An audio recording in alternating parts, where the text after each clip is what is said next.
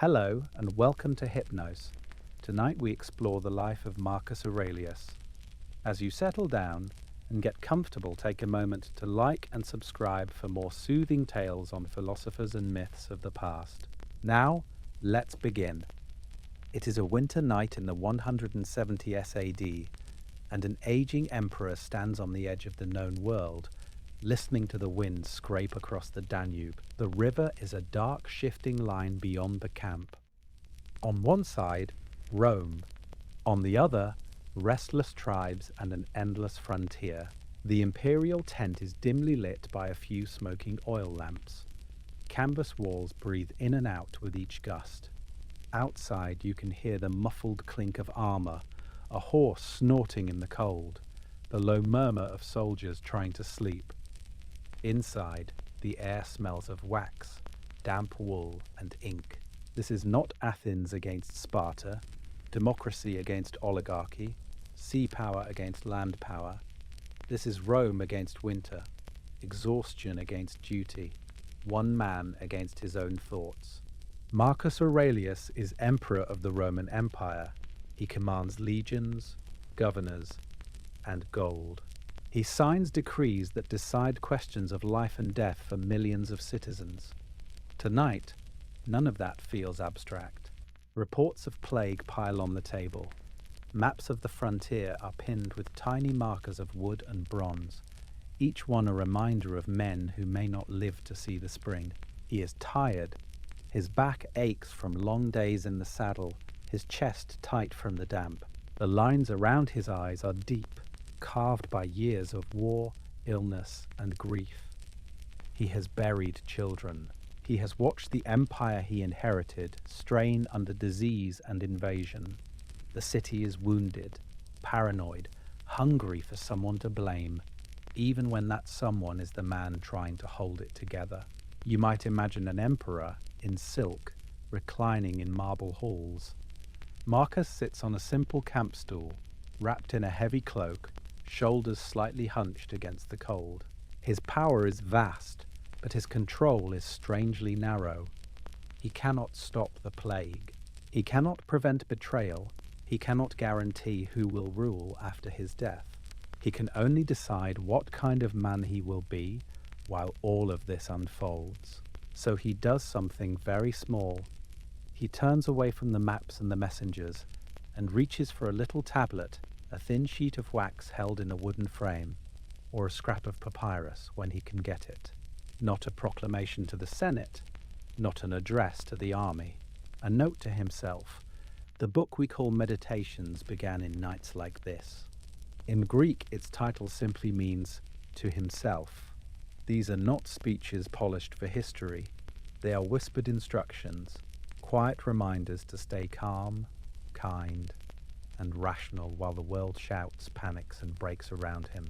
He writes about anger because he feels it.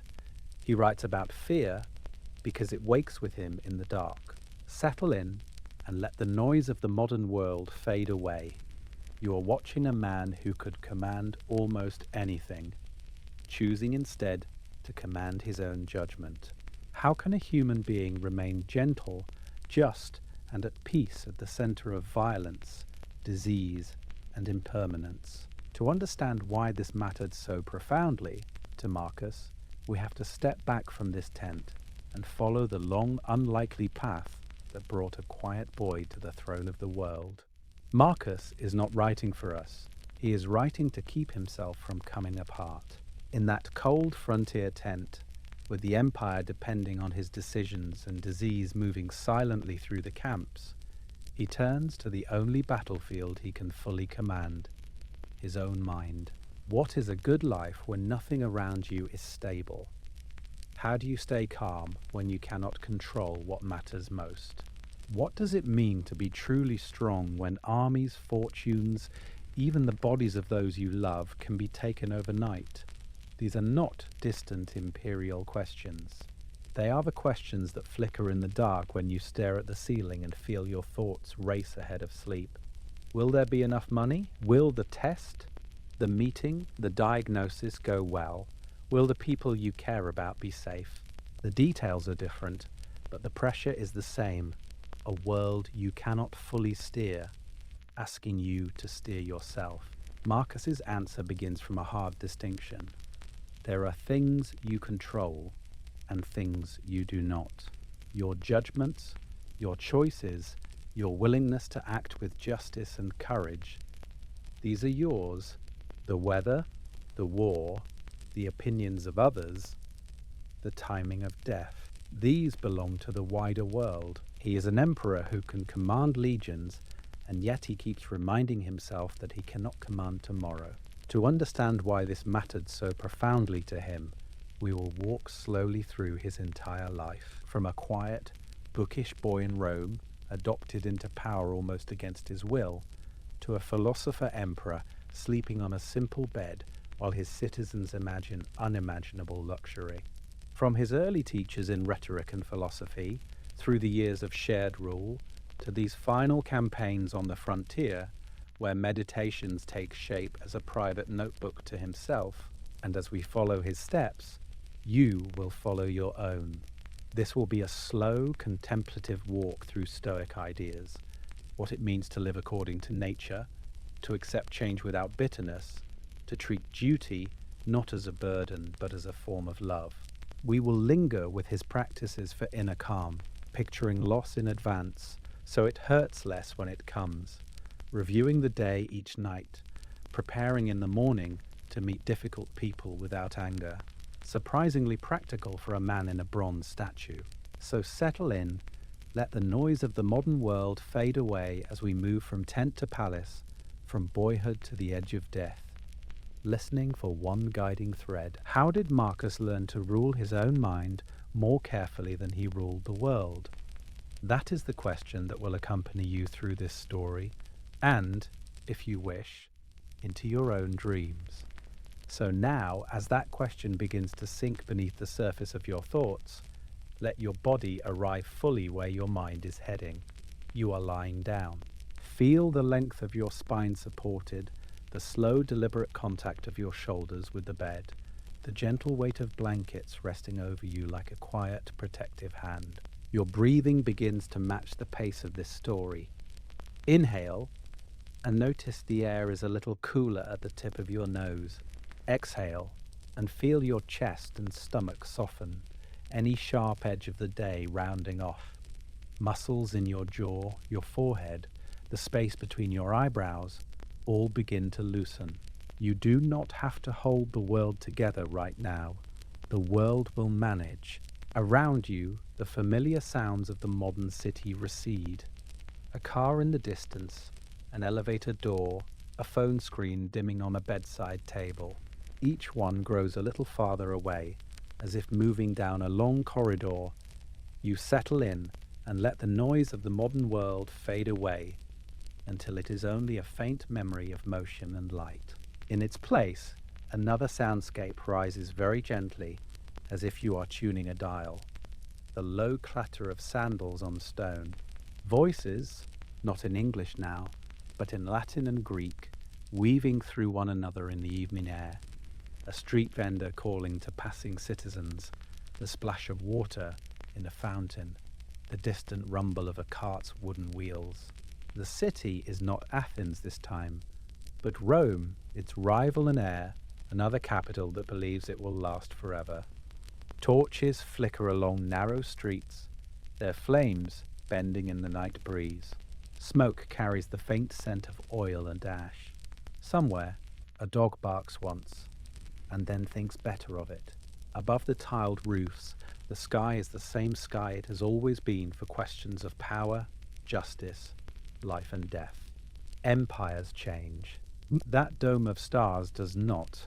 Before we walk further into it, a small, quiet pause. If you find these night journeys helpful, you can, when it suits you, like this video, subscribe to the channel, or leave a comment telling us where in the world you are listening from.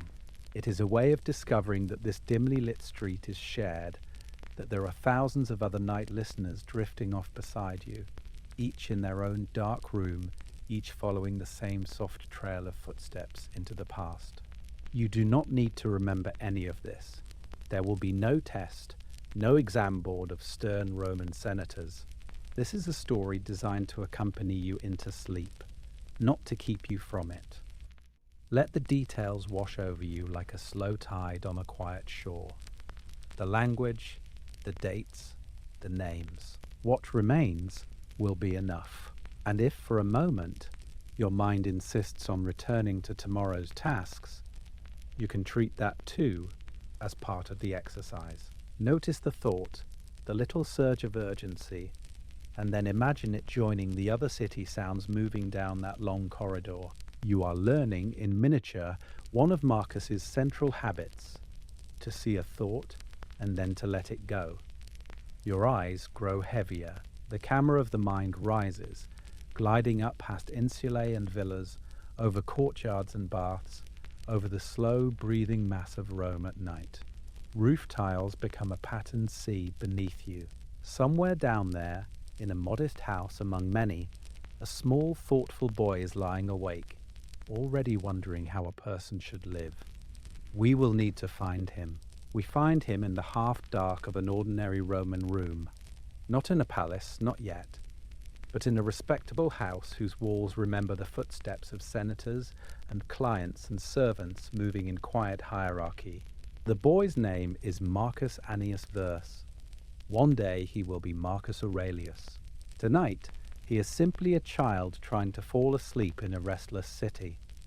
Marcus's father is already a ghost in the household stories, dead before the boy can collect more than a handful of impressions. A voice, a gesture, a name. In his place stand women and uncles and tutors, a wealthy senatorial family that can give him everything Rome knows how to give: status, comfort, education, the expectation that he will serve the city. The marble floors are cool under his bare feet.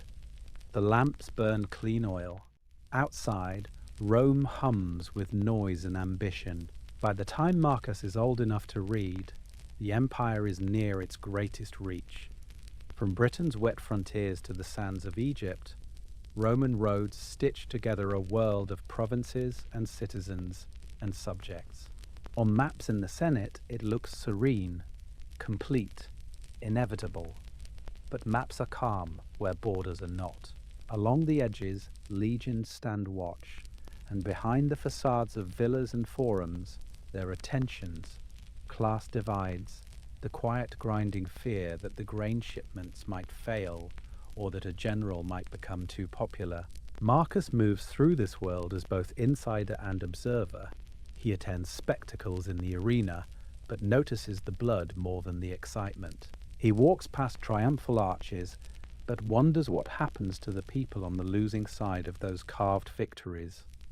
Even as a child, he is drawn less to the noise of the crowd than to the quiet of scrolls. Books, not games, are his favoured companions. Is it any surprise that later he will write only to himself? His education is everything a Roman aristocrat could want. Tutors drill him in rhetoric, in the art of speaking to bend a room. He learns Greek so he can read the philosophers in their own words, the way an Athenian might have listened to Socrates. There are lessons in poetry, in law, in the stories of Athens and of Plato debating justice and the good life. But when a Stoic teacher urges simplicity and self-discipline, something in Marcus settles. Here is a language that fits his temperament. He begins to experiment with plain clothing. The expensive dyes and intricate patterns feel theatrical, almost dishonest. He prefers a simple cloak, a bed that is a little too hard, food that is a little too modest. To his relatives, it can seem eccentric for a boy born into comfort. To Marcus, it is training. If fortune is fickle, why cling to what she can snatch away in an afternoon? This is where the restlessness begins to crystallize. Surrounded by wealth, he feels how fragile it is. He sees illness pass through households, hears of unexpected deaths, watches promising careers vanish with a single accusation. The city is wounded, paranoid, hungry for someone to blame, even in prosperous times. So he starts to ask himself quiet questions in the dark. What can I truly control? What remains when status, health, and praise disappear. Those questions will not leave him. They will follow him from this modest room to the palaces of emperors, to frozen military camps on distant rivers, to the private pages of a notebook we now call Meditations. To understand why this mattered so profoundly, we have to keep walking beside him as the boy who slept on a hard bed is led, step by reluctant step, toward the throne he never asked for. He does not march toward power. Power circles slowly toward him. Hadrian, the aging emperor, is dying without a son. The empire stretches from Britain to the deserts of Syria, tens of millions of citizens bound together by law, roads, and the quiet threat of legions. He knows that a bad succession can mean civil war, famine, and the kind of chaos that tears a city apart. Athens against Sparta, brother against brother, citizen against citizen. Rome has watched that story play out too many times. So Hadrian constructs an adoption chain. He first adopts a respected senator, Antoninus, on one condition, that Antoninus in turn adopt two younger men, Lucius Verus and a serious bookish youth named Marcus Annius Verus. In a single legal gesture, the boy who once slept on a hard bed is placed on a moving walkway that ends at the throne. Marcus is about 17. He does not celebrate. He does not suddenly trade his worn cloak for silk or his simple meals for banquets. Even as he moves into the orbit of the Palatine Hill, he keeps his habits austere, his study of philosophy uninterrupted. He had wanted to be a good man. Now, inexplicably, the world is telling him he must also become a powerful one. Which is harder?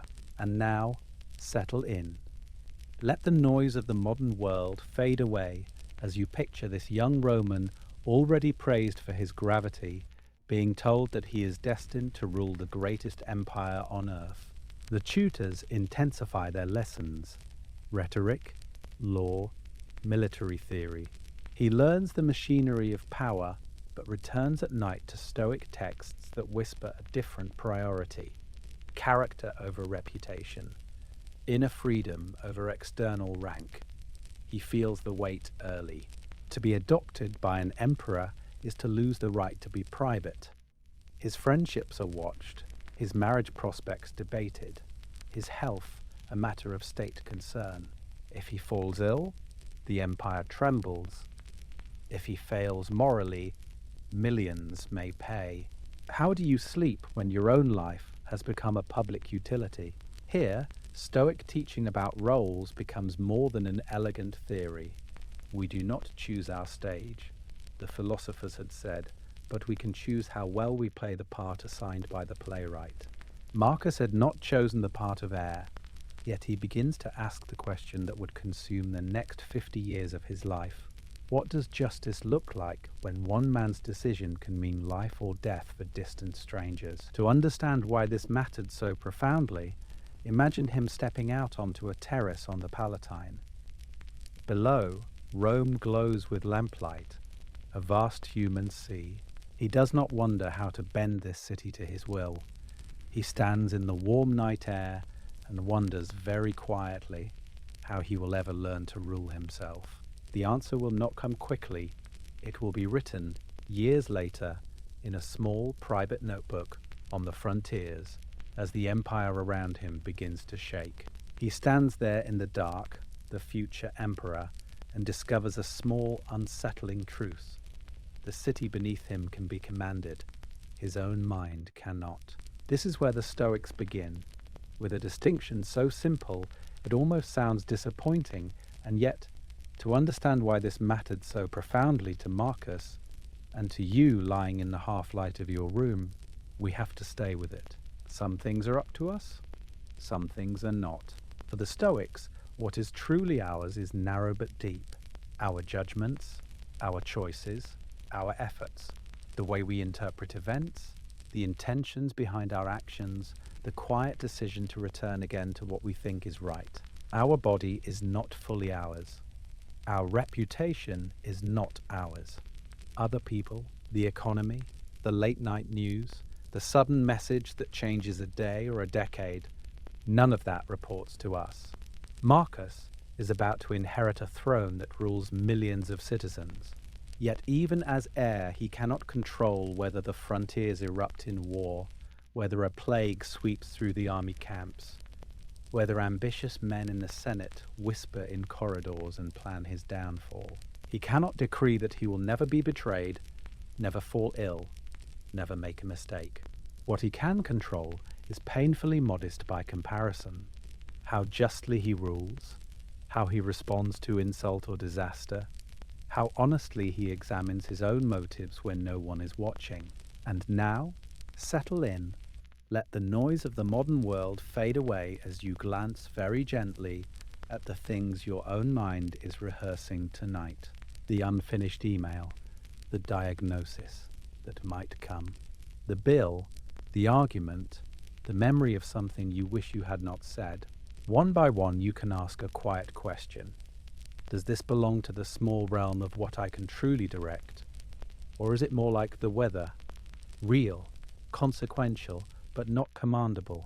Marcus will later write to himself on campaign, in that notebook we call the Meditations, that impressions arrive in the mind the way clouds drift across a clear sky. They appear without permission. They darken the day. They promise storms that never quite arrive.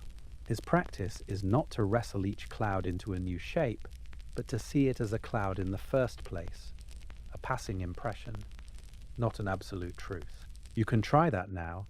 The thought that tomorrow will be unbearable, the thought that you have already failed, the thought that you must solve your entire life before you fall asleep. What happens if you label each of these as a cloud, and then return for a moment to the clear sky that notices them? In that clear sky, a few things remain solid. Your breath moving in and out, your attitude toward the next difficulty.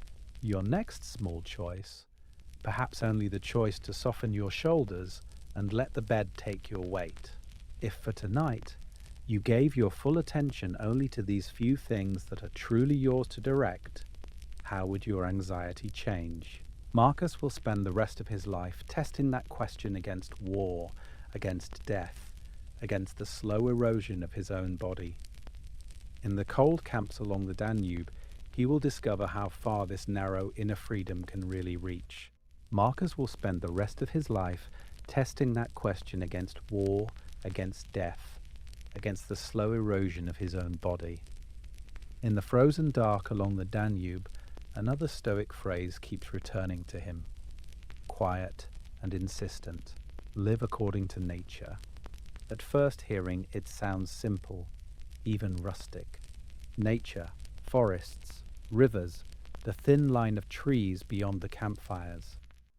But for the Stoics, nature was not only the wind in the pines, it was the rational, ordered structure of the universe itself, and the rational, social nature of the human beings who move within it. The world is a living whole. You are a part of it.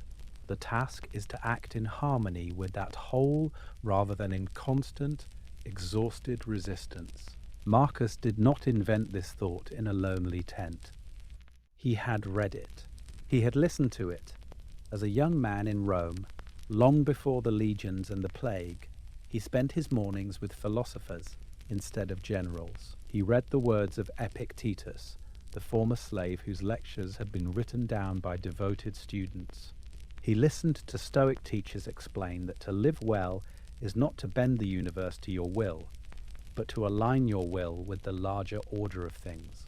This would become, in his own quiet way, the question that would consume the next 50 years of his life. To understand why this mattered so profoundly to him, imagine the alternative.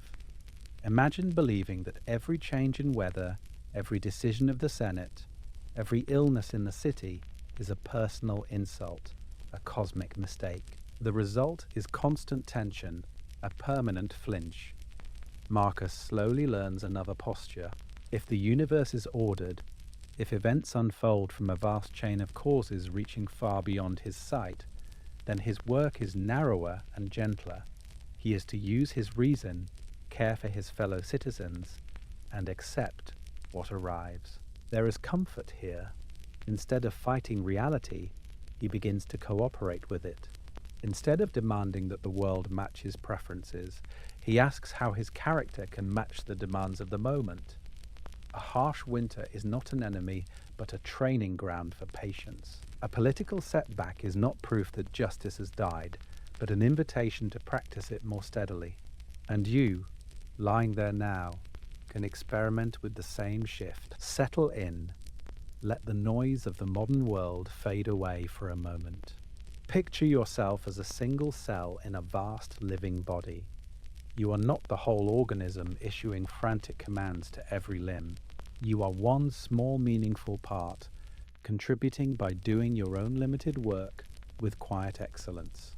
Breathing, resting, repairing. In this image, there is no shame in sleep.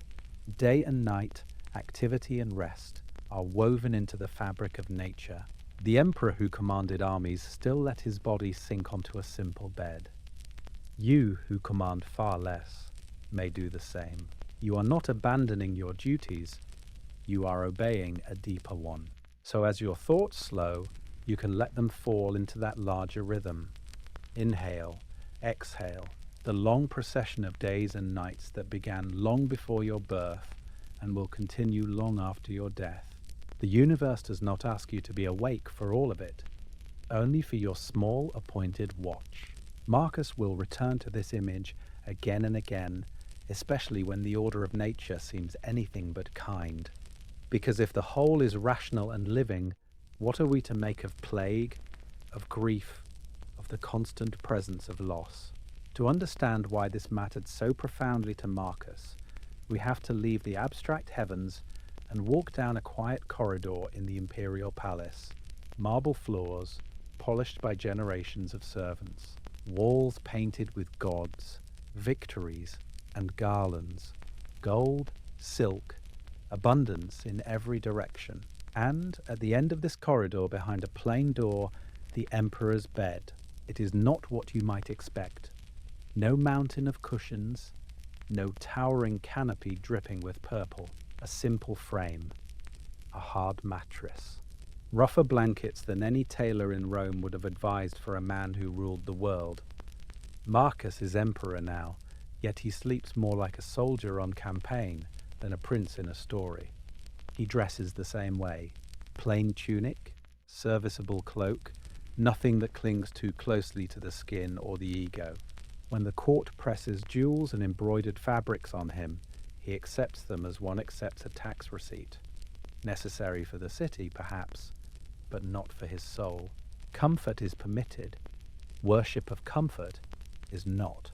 Why live this way when every corridor offers softness?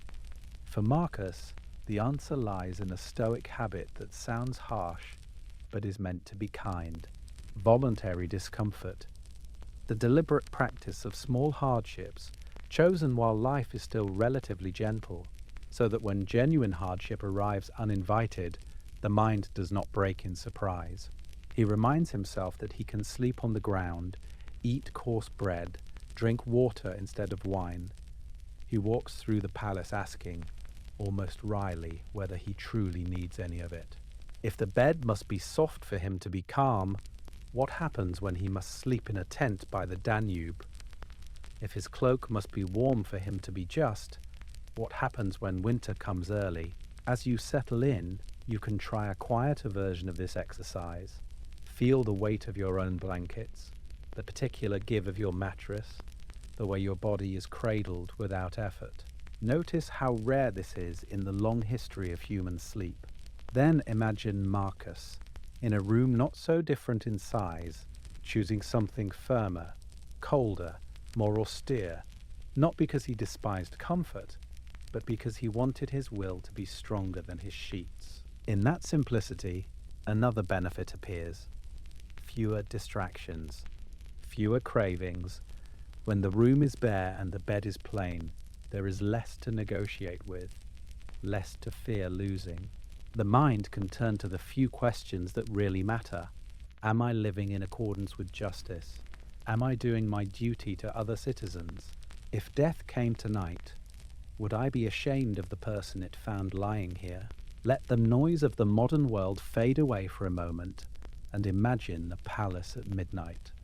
Servants asleep, torches guttering, the emperor on his hard bed, training himself for hardship he cannot yet name. Outside the walls, beyond the ordered gardens and the quiet city streets, rumors are beginning to move along the frontiers. Tribes are restless. Borders are uncertain. The storms that will carry Marcus away from this bed, out to the edge of the empire, are already forming in the dark. By the time those storms finally break, the empire is already sick. It begins quietly, as these things often do. A ship docks in a Mediterranean harbour. Soldiers return from the eastern campaigns. Traders move between provinces, and with them travels something no legion can see and no emperor can command.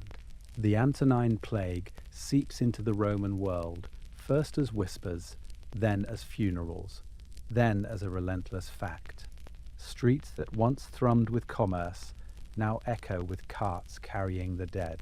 In the city of Rome, temples fill. Citizens crowd before statues, pleading for protection, for answers, for a reason. The city is wounded, paranoid, hungry for someone to blame. Is it the gods? The Christians? Some failure of ritual or piety? Rumors move faster than any official decree, and fear moves faster than rumors. Behind closed doors, families count fevers, count days, count the empty places at their tables. Marcus reads the reports. Population collapsing in one province, harvests rotting in another because there are not enough hands to bring them in. A physician by training would call it an epidemic. An emperor calls it a disaster of state. Yet in his private notebook, the one we call Meditations, he returns again and again to the same questions. What is in my control? What is not? And how can I still act with justice when life and death are this arbitrary? There is no time to grieve in peace. While the plague burns through the heartlands, the northern frontiers ignite. Germanic tribes, Marcomanni, Quadi, and others press against the Danube, testing Rome's weakened borders. What had been a line on a map becomes a line of fire. Villages are raided, forts overrun, refugees stream south toward the safer cities, if any city can be called safe. Marcus leaves Rome. The philosopher who once studied in quiet rooms now spends years in military camps, writing to himself in tents while rain hammers the canvas. By day he is commander-in-chief, deciding where legions will march, who will be supplied, who will be sacrificed to hold a riverbank. By night he is a solitary mind, exhausted, asking whether he has met the day as a rational being should. How do you balance compassion for your citizens with the cold arithmetic of war? If you settle in for a moment, you may notice how familiar this uncertainty feels. A world shaken by a pandemic, by economic shocks, by political turmoil and fraying trust. Cities where people wake to news of rising numbers, rising prices, rising tempers. Our streets may not echo with Latin, our assemblies may not resemble those of Athens, but the mood is strangely similar. A background hum of anxiety, a sense that the stable world we assumed was permanent can tilt in a single season. To understand why this mattered so profoundly to Marcus, you have to imagine the pressure of those overlapping crises on one human nervous system. Plague behind him, war before him, intrigue around him, and his own frail body carrying the weight of millions. Philosophy, in this context, is not a luxury. It is a survival tool.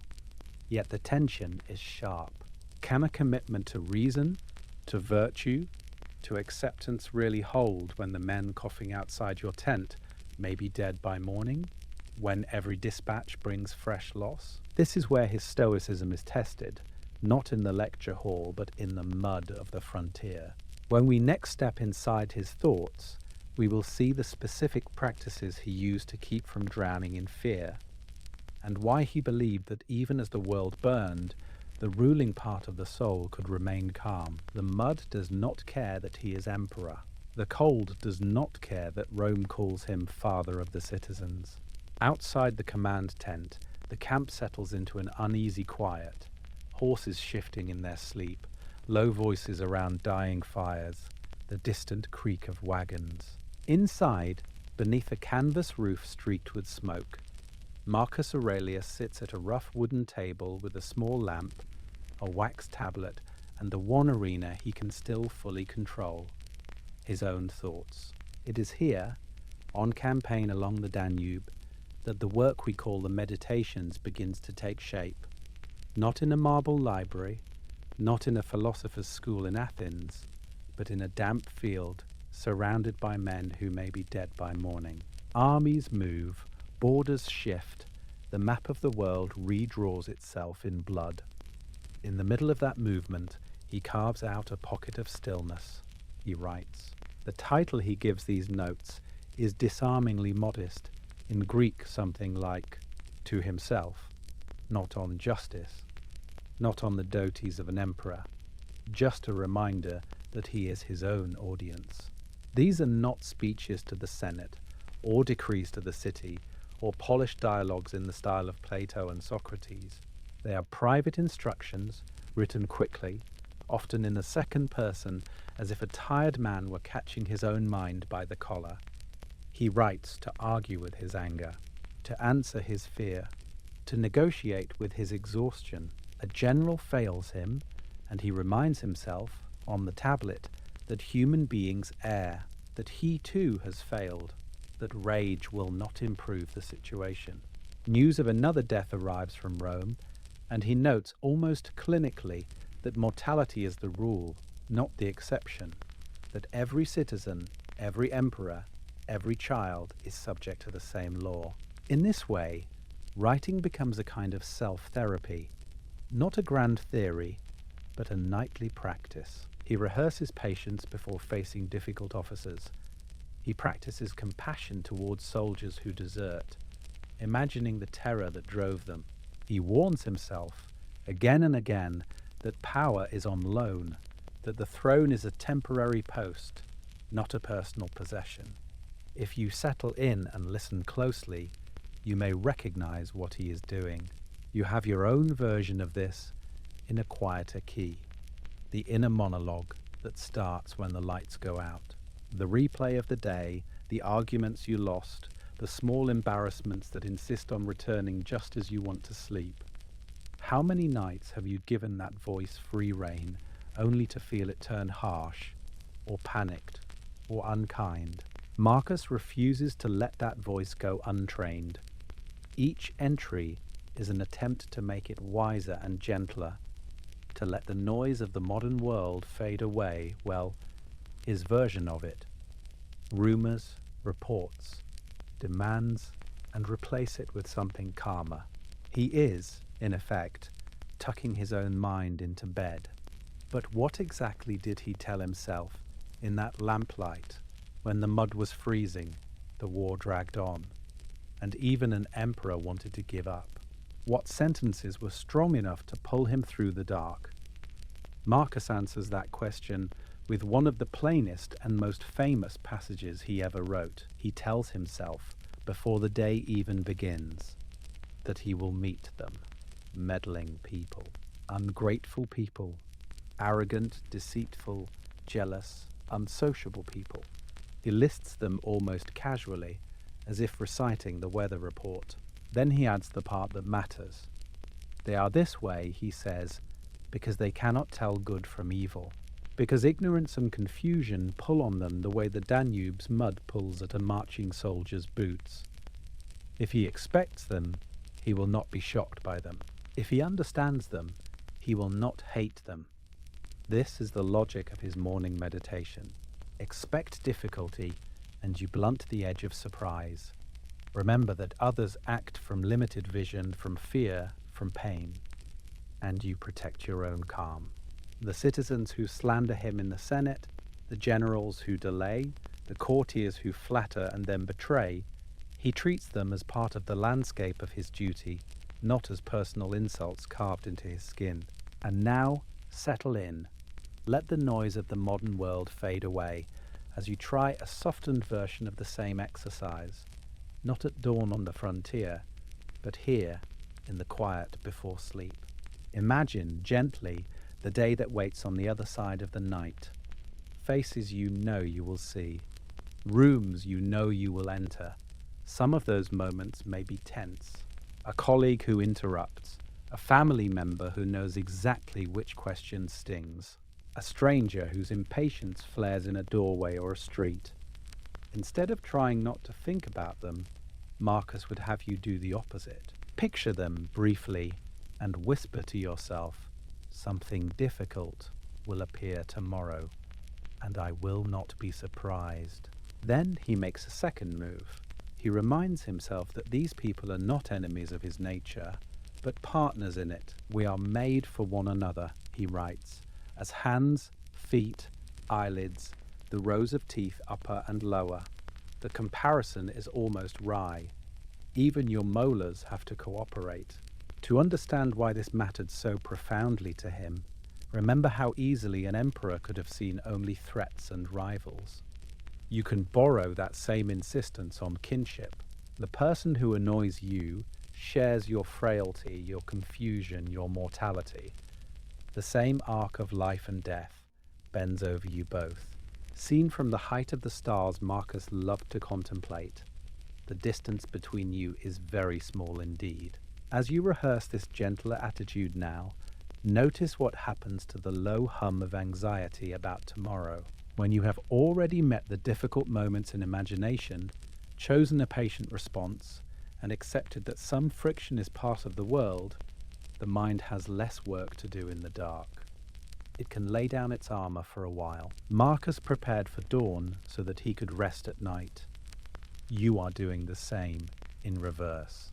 And from this preparation, he will turn to an even starker meditation, one that places every annoyance against the horizon of time itself.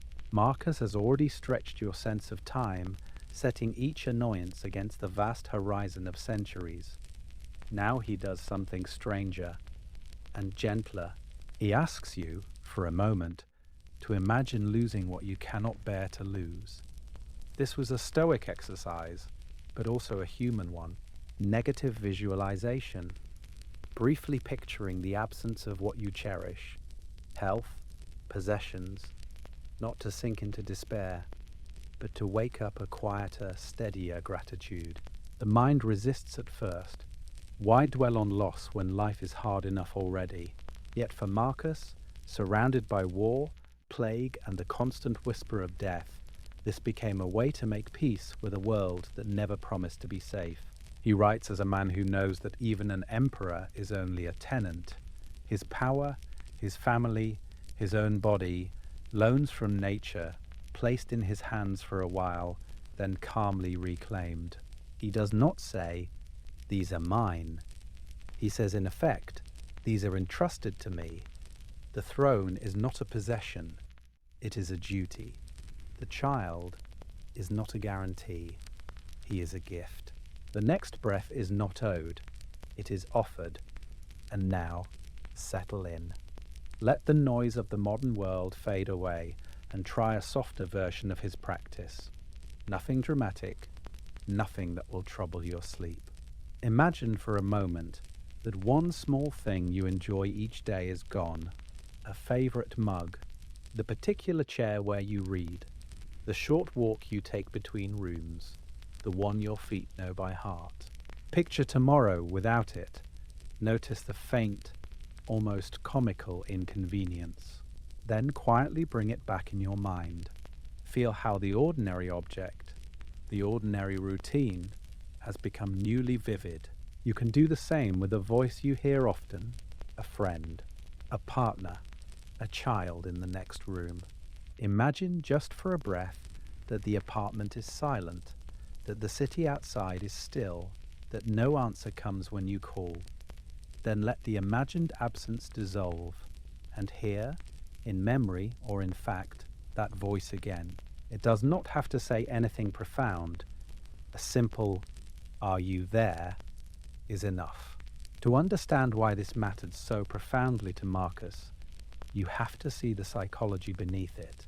By facing loss in imagination, he was training the mind the way a soldier trains before a campaign, rehearsing, strengthening, making the unthinkable slightly more thinkable. When real losses came, as they always do, the shock was softened.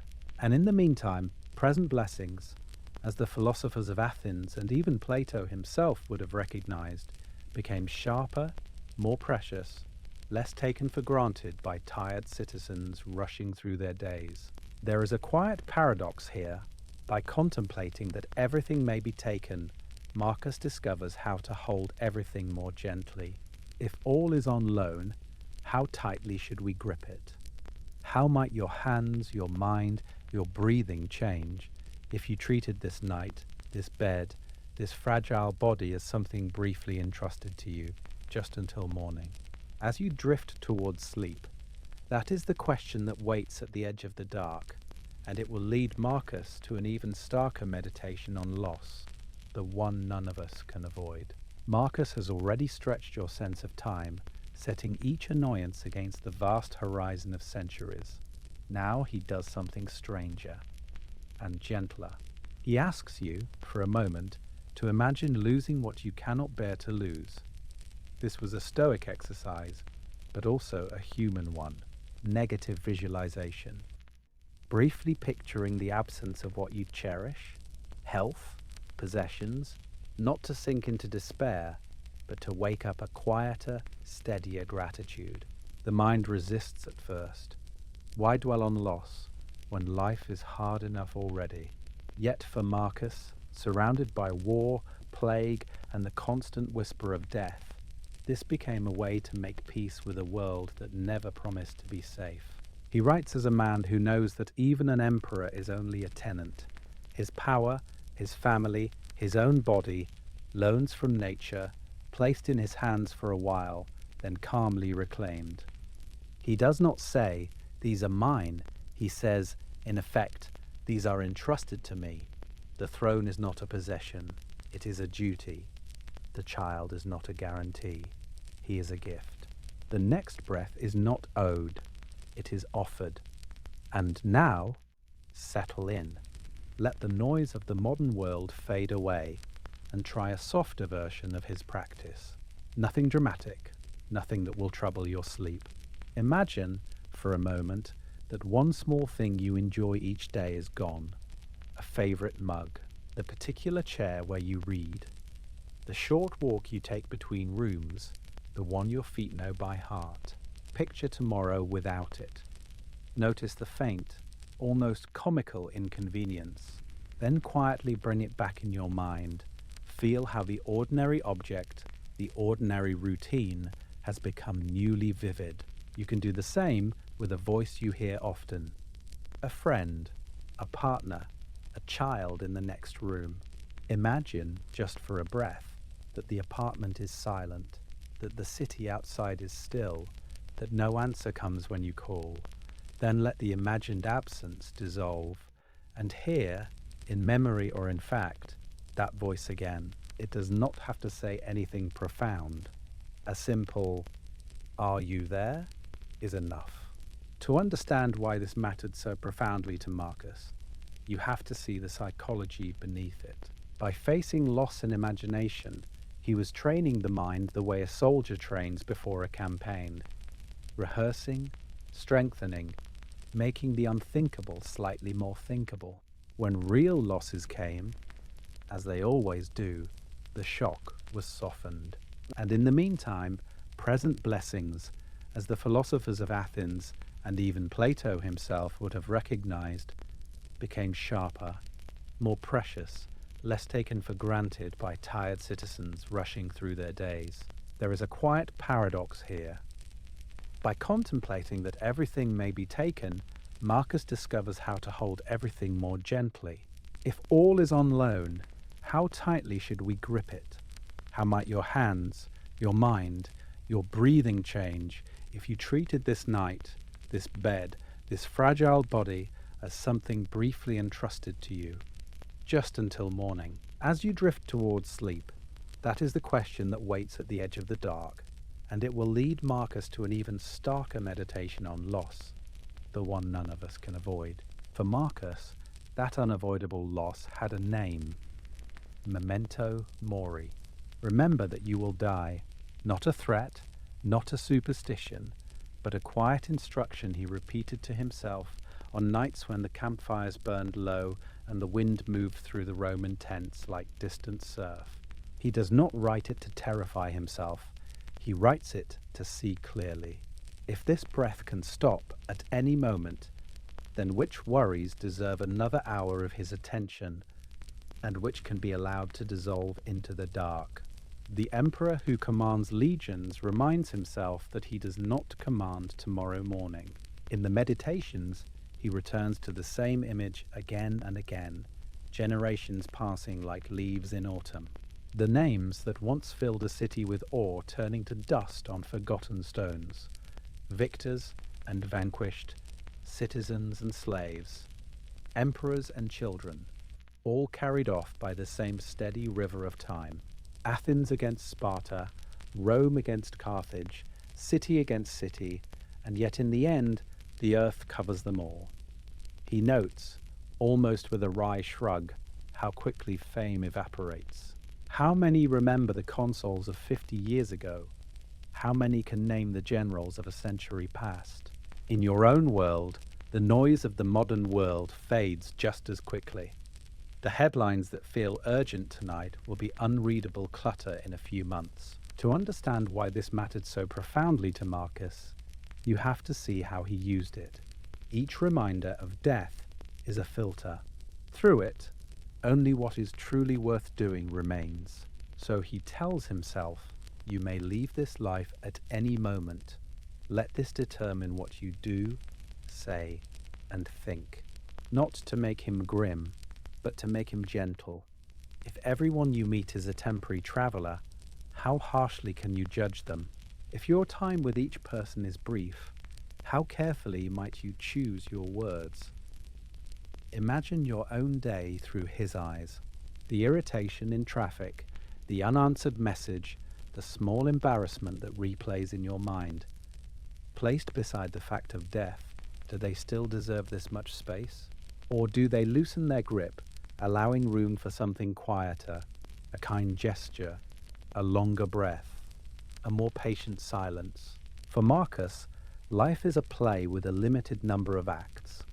You do not write the script, you do not control the length, and you do not choose when the curtain falls. You are responsible only for how you perform the role you have been given. Tragedy, comedy, brief appearance, long speech. It all ends the same way, for every actor. And now, settle in. Let the noise of the modern world fade away as you notice that each night is a small rehearsal for that final exit. Sleep is a daily memento mori.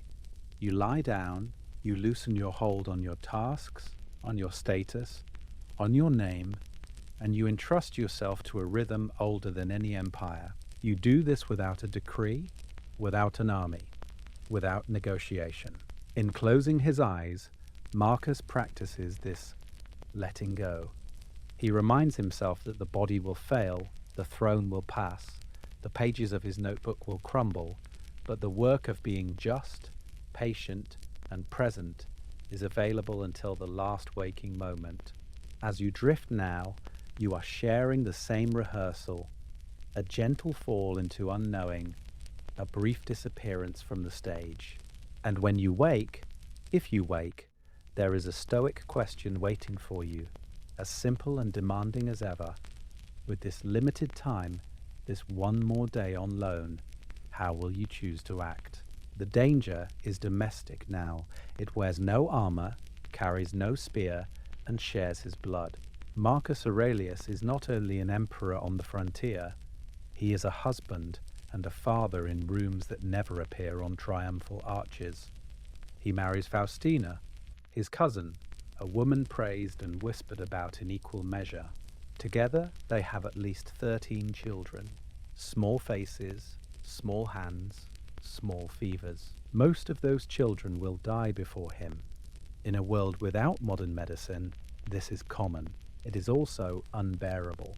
He buries daughters, watches tiny bodies carried away, and writes to himself about accepting the will of nature.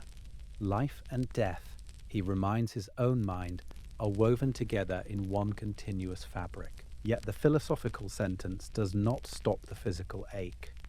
How could it? One son survives into adulthood with terrifying vigor. Commodus, where Marcus is thin, ascetic, drawn to books and duty, Commodus is drawn to spectacle and applause. He loves the arena, the roar of citizens drunk on blood. He trains as a gladiator, not as the heir to a philosopher king. Rome will later remember him as a cruel, self-indulgent ruler who believed himself a god while behaving as a thug. The contrast is almost theatrical. For Marcus, it is not theatre. It is the future of the empire. He has spent his reign trying to embody a Stoic ideal of reason, justice, and restraint. He has written Meditations as a private manual, a way to keep his own mind straight amid war, plague, and the temptations of absolute power. And yet the one person who will inherit that power seems immune to the lesson. Here the tension sharpens. Stoicism tells him to love his fate, to greet whatever the universe sends as material for virtue. But a father also has expectations, hopes, fears. He wants a wise successor. He gets Commodus. How do you love what happens when what happens may ruin everything you have tried to protect? If you have ever watched a child, a partner, a parent, or a friend drift toward a life you know will hurt them, you already understand this conflict. You want to shake them awake. You also know you cannot live their life for them. The questions multiply. How do you keep loving someone without lying to yourself about who they are? How do you stay compassionate without becoming an accomplice? Marcus's answer is not dramatic. He does not rewrite the laws of succession. He continues to teach, to model restraint, to perform his duty to the city and to his family. Even as the evidence is thin that it will work, there is a wry Stoic humor in that. The wisest man in Athens could not save Athens, and the most conscientious emperor in Rome cannot guarantee Rome. And now, settle in, let the noise of the modern world fade away, and imagine his final years, an aging ruler, a disappointing heir, and a quiet, pressing doubt. How do you keep practicing patience and duty when you suspect that, after your death, much of what you have built will simply wash away? He knows the answer cannot be found in outcomes, not in the survival of Rome, not in the obedience of legions, not even in the virtue of his own son. The Stoic answer begins somewhere quieter, and in a way, far more demanding. For Marcus, as for the older Stoics he read by lamplight in the camps, there is a hierarchy of value. At the top is virtue, wisdom, justice, courage, temperance. These are the only true goods. Everything else, health and sickness, wealth and poverty, praise and blame, victory and defeat, belongs to a second category. They are indifference, preferable or not, pleasant or painful, but never the measure of a good life. The emperor can lose a province and remain good. He can win a war and still be vicious. This sounds abstract until you picture him with the decision in front of him. A corrupt governor brought up on charges. A friend implicated. The city is wounded, paranoid, hungry for someone to blame. Does he shield the friend to preserve stability, or enforce justice and risk unrest? Stoic training tells him, you are responsible for your choice, not for the chain of events that follows. So he asks, not what will work, but what is just, what is reasonable, and he acts on that, knowing the outcome may be messy, forgotten, or even reversed by the next ruler. To understand why this mattered so profoundly, you have to feel the emotional cost. It is hard enough to do the right thing when you believe it will last. Harder still when you suspect it will wash away within a generation. Marcus signs decrees to protect vulnerable citizens during the plague, yet he knows that another emperor could undo them with a stroke of the pen. He writes laws, reforms taxes, frees slaves. He also writes to himself that all these structures are straw huts in a passing storm. What remains then? Only the way you inhabit your brief role, the steadiness of your hand, the honesty of your speech, the refusal to treat other human beings as tools. It takes a particular kind of maturity to love people and institutions that may not endure, to pour care into a city you know is mortal, to accept that your reward is not permanence, but integrity. And now, settle in. Let the noise of the modern world fade away for a moment, and bring this down from imperial palaces to your own day. You do a kindness that may be forgotten tomorrow. You work hard on a project that might fail, or be ignored, or be quietly taken over by someone else. You try to act with justice in a workplace that does not always reward it. According to Marcus, the value of these acts does not depend on whether anyone remembers your name. Here, a pattern interrupt. The world around you counts likes, promotions, followers, visible achievements. It measures life in metrics and dashboards. Marcus suggests a slower, quieter standard. Did you act with wisdom, justice, courage, temperance in this single ordinary moment? That is all.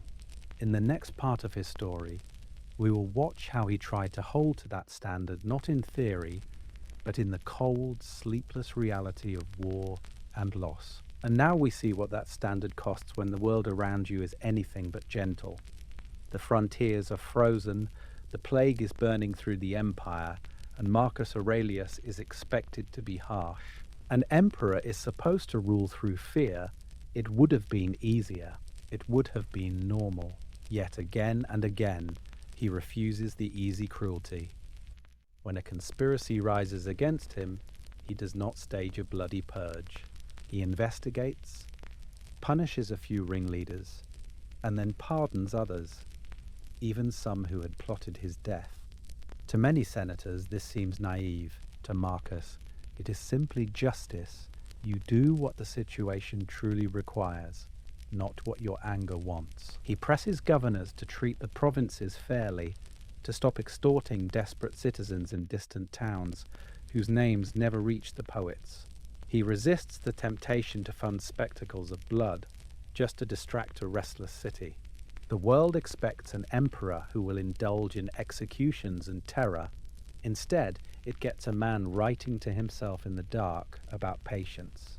To understand why this mattered so profoundly to him, you have to enter the Stoic picture of human nature. For Marcus, every person, from slave to senator, shares a fragment of the same divine fire of reason. We are parts of one body, citizens of a single cosmic city. To harm another without necessity is to injure that larger self. Even the man who insults you, even the soldier who deserts, is, in his view, a confused relative, not an alien enemy. So he works on his anger.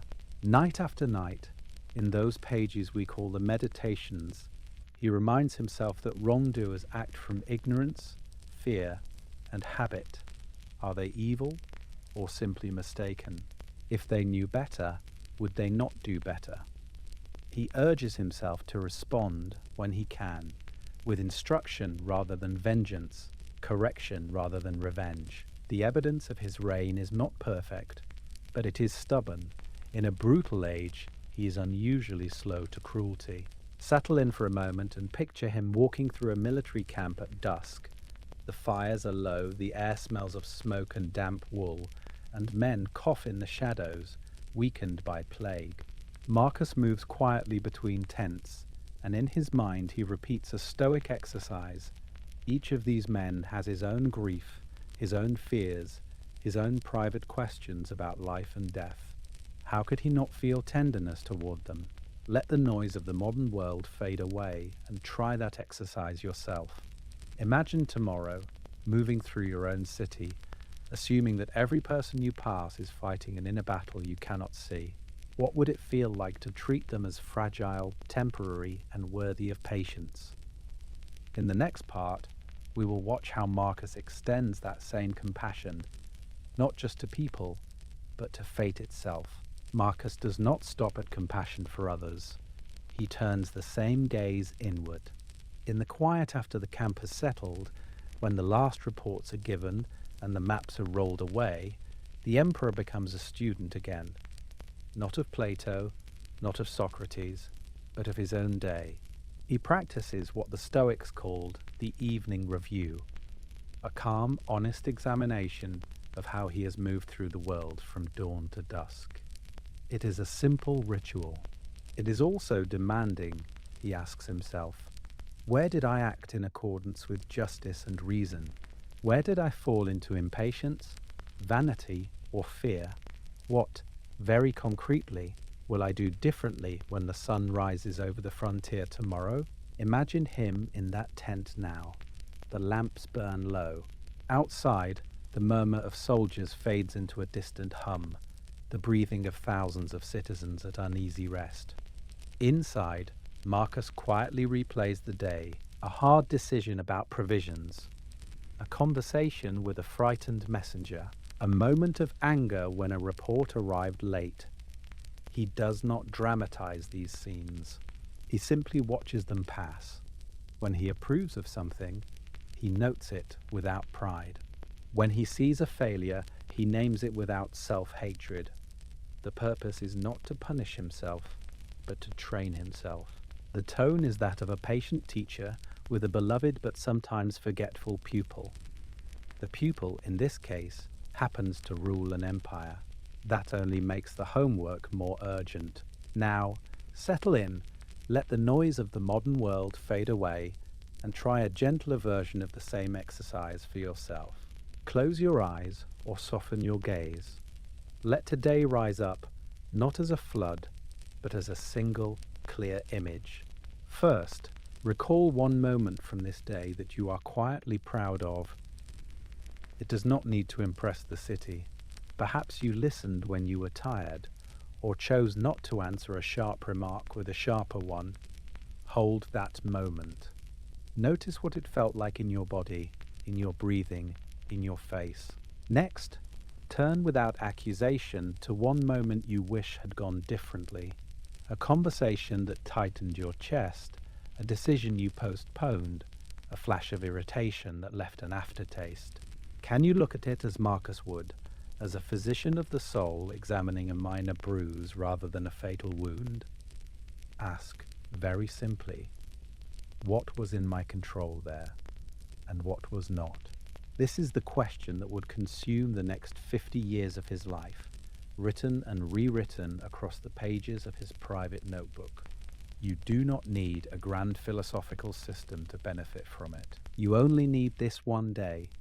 Finally, set a single small intention for tomorrow. Not a complete transformation, just one adjustment. To pause before answering, to breathe once before checking the news.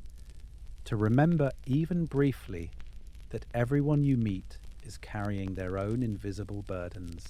As you acknowledge these 3 points, the good, the imperfect, the intention, notice how the day begins to loosen its grip.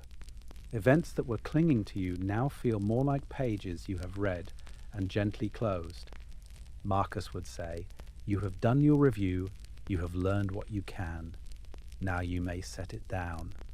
To understand why this mattered so profoundly to him, we will need to follow him into darker territory. His reflections on impermanence, on death, and on how a man surrounded by plague and war could still lie down at night and trust the universe enough to sleep. Marcus had already rehearsed letting go of possessions, of praise, of power. Now he turns to something larger, not just his own life, but the place of that life inside the whole. The Stoics imagined the universe as a single, rational organism, one living, breathing city that happens to be built not of marble and streets, but of stars, seasons, and thinking beings. In Athens, Citizens gathered in the assembly, in this cosmic city, gods and humans, animals and plants, all gather under one law, the orderly unfolding of nature. Nothing stands alone, nothing is truly outside. For Marcus, this picture shrank his ego and steadied his mind. He was emperor of Rome, yes, but in his notebook he reminds himself that he is only a temporary official in a much older city, appointed for a brief term, answerable to a higher administration. The world is not his estate. It is a common home in which he has been assigned a post, a uniform, and a set of duties. Settle in for a moment with that thought. If the universe is a city, then you are not its owner or architect. You are a citizen. One more point of awareness among billions, responsible not for the whole structure, but for your own small corner. There is relief in that, is there not? Marcus returns to this image when the burdens of command threaten to crush him. When plague spreads through the legions, when the frontier camps feel very far from any vision of justice, he reminds himself, all of this sits inside a larger order, even if he cannot see the full plan. To understand why this mattered so profoundly, it helps to see what he saw. Begin in your room. Notice the walls, the ceiling, the quiet objects around you. Then, gently, zoom out. Your building, your street, your city with its sleeping citizens and its few lights still burning. Farther, the country, the rivers and roads crossing it, the people worrying about work, about love, about death. Farther still, the round earth turning silently in space, clouds drifting, storms forming and dissolving. Keep going, past the orbit of the moon, past the sun that once shone on Socrates and on Plato and on the wisest man in Athens, past the drifting fields of stars that do not know your name and do not need to, until your own life is a pinprick in a vast, intricate pattern. If you are not the center of everything, you are also not responsible for everything. Your task is limited, local, human-sized. To play your assigned role well, to act justly in the scenes given to you, to accept that the script of the world is not yours to rewrite. There is comfort in smallness. There is a kind of quiet freedom in being one citizen among many, but as Marcus leans into this cosmic city, another awareness presses in. His body is aging. His breath grows shorter on cold mornings. The cough that once passed in a day lingers for weeks. The universe may be an ordered whole, but his place in it is narrowing, and so the question he has postponed for years begins to move from the page to the pulse in his throat. When the city no longer needs him, how does a man who has preached acceptance actually meet his own death? He feels it first in the mornings, in the way his chest tightens when he draws the cold air of the Danube into lungs scarred by years of damp tents, sleepless councils, and the invisible poison of the Antonine plague. Fever comes and goes. The cough no longer visits. It resides. This is not sudden. It is the slow arithmetic of a life spent in service. Years of campaigning, of standing bareheaded in the rain to address shivering legions, of visiting plague-stricken cities when others stayed away, have been quietly tallying their cost. His joints ache. His stomach rebels. Some nights, even turning over on his pallet feels like lifting a shield. And yet, the work does not stop. The frontier is restless. Messengers still arrive at dawn with wax tablets covered in cramped reports. Marcus still rises, wraps himself in a plain cloak, and walks, carefully now, measuring each step, to meet generals, envoys, frightened provincial officials. He knows his time is short. He behaves as though time were not his to own. In the dim light of the command tent, he listens. A trembling governor speaks of raids. A hardened centurion argues for harsher measures. Marcus answers with the same calm, probing questions he has asked himself for decades. What is in our control? What is not? What serves justice and what serves only fear? His body is failing, but the habit of examining motives, of searching for the rational course, remains intact. At night, when the fever climbs and the world shrinks to the narrow space of his own breathing, the philosophy on his pages becomes something else. Not an exercise, a necessity. Pain, he reminds himself, is a sensation in the body, a tightness, a burning, a weight. The mind's story about pain, this is unbearable, this will never end, this is unjust, is something different. That story he can edit. He practices separating the two. Here is the stab in the side when he coughs.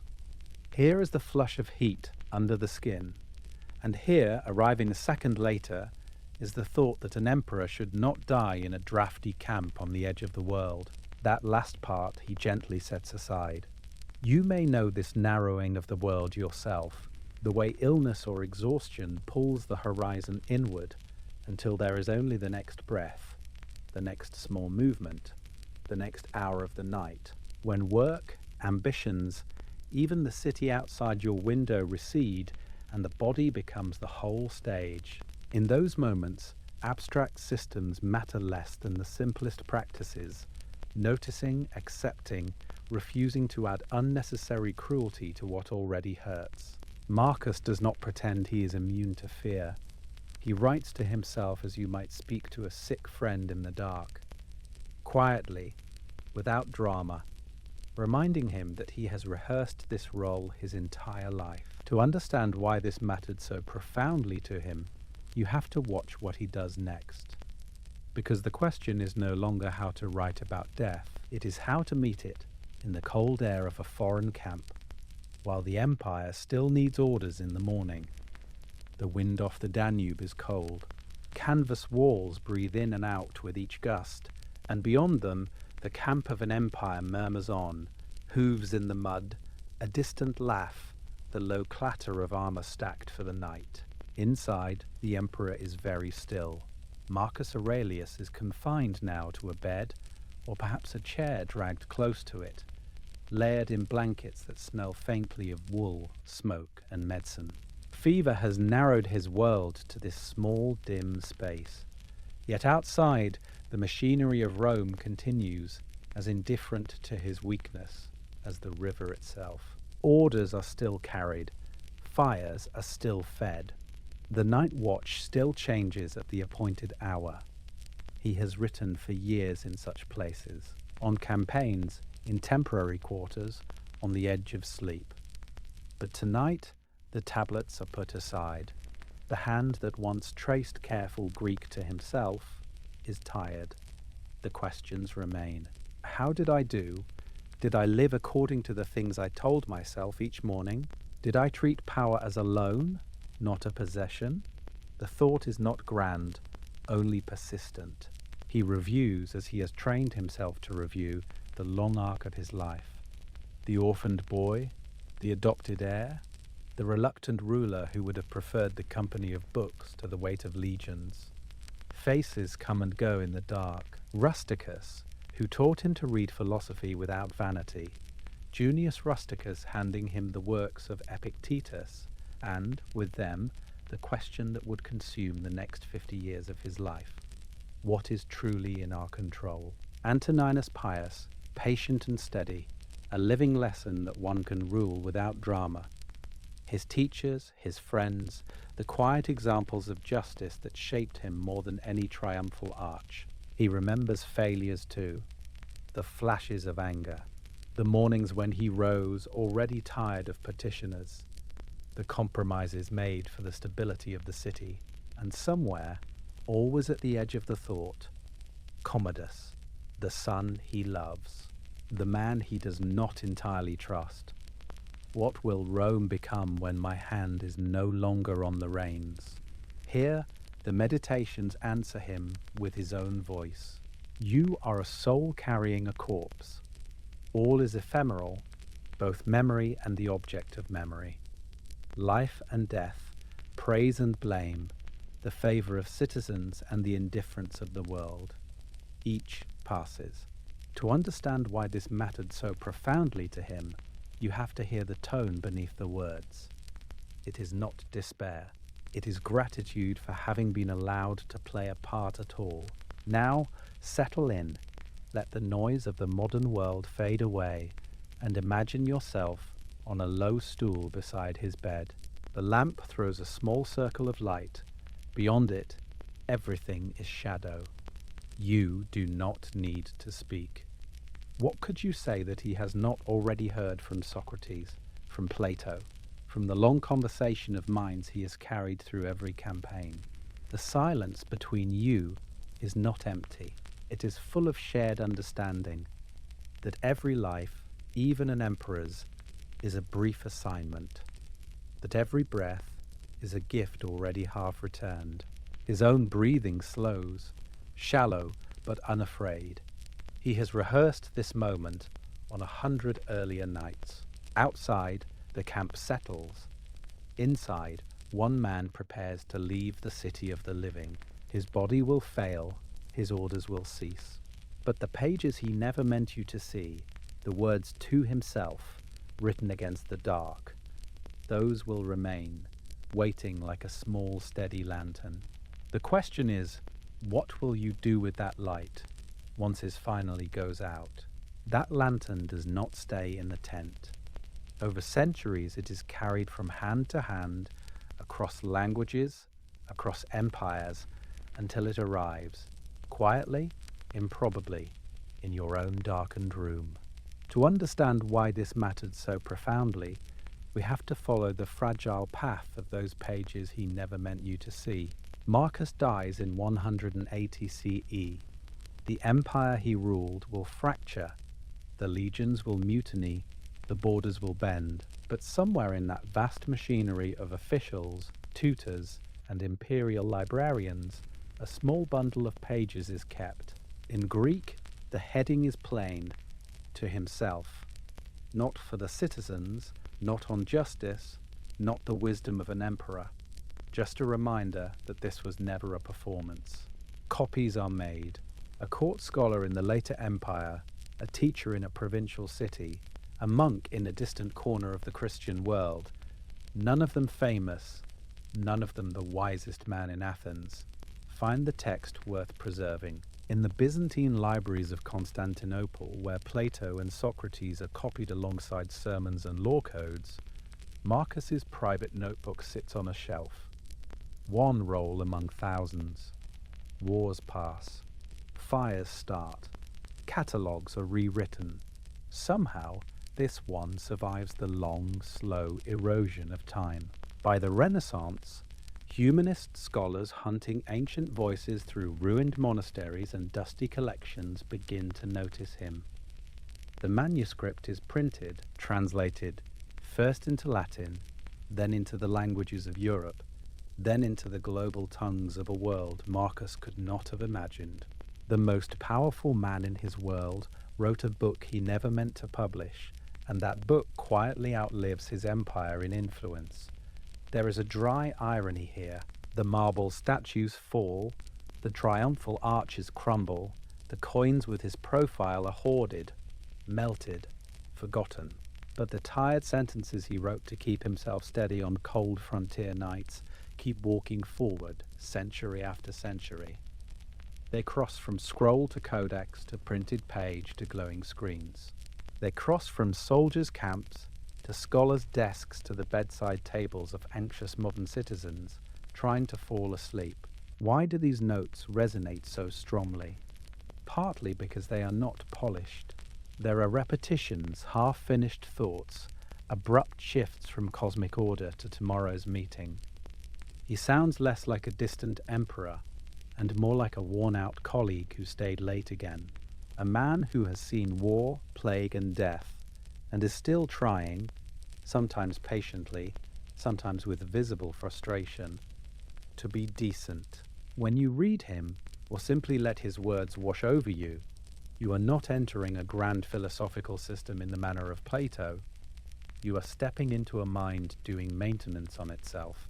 He reminds himself to expect difficult people, to remember how quickly life passes. to distinguish between what he can control and what the world will do regardless of his wishes. These are not speeches, they are whispered instructions. And now, settle in. Let the noise of the modern world fade away and listen to what is happening. Across nearly 2,000 years, a human voice reaches toward you, not from Athens, but from a Roman tent, saying, "You are not the first to feel overwhelmed. You are not the first to lie awake, replaying the day." What are the central lessons this voice keeps repeating? How can reminders about control, about nature, about the brevity of life become a kind of lullaby for the restless modern mind? In the next part of our journey, we will walk slowly through those themes and see how an emperor's self-talk can become your own quiet script for sleep. Marcus keeps circling back to the same structure, as if building a small shelter in his own mind. 3 pillars, 3 supports he can lean on when the camp is cold. The letters from Rome are troubling, and sleep will not come. The first is control, not the sweeping control an emperor appears to have, but the narrow, exacting control of his own judgments. He writes that some things are up to us, and some are not. The weather on the frontier, the decisions of generals, the whispers in the Senate, not up to him.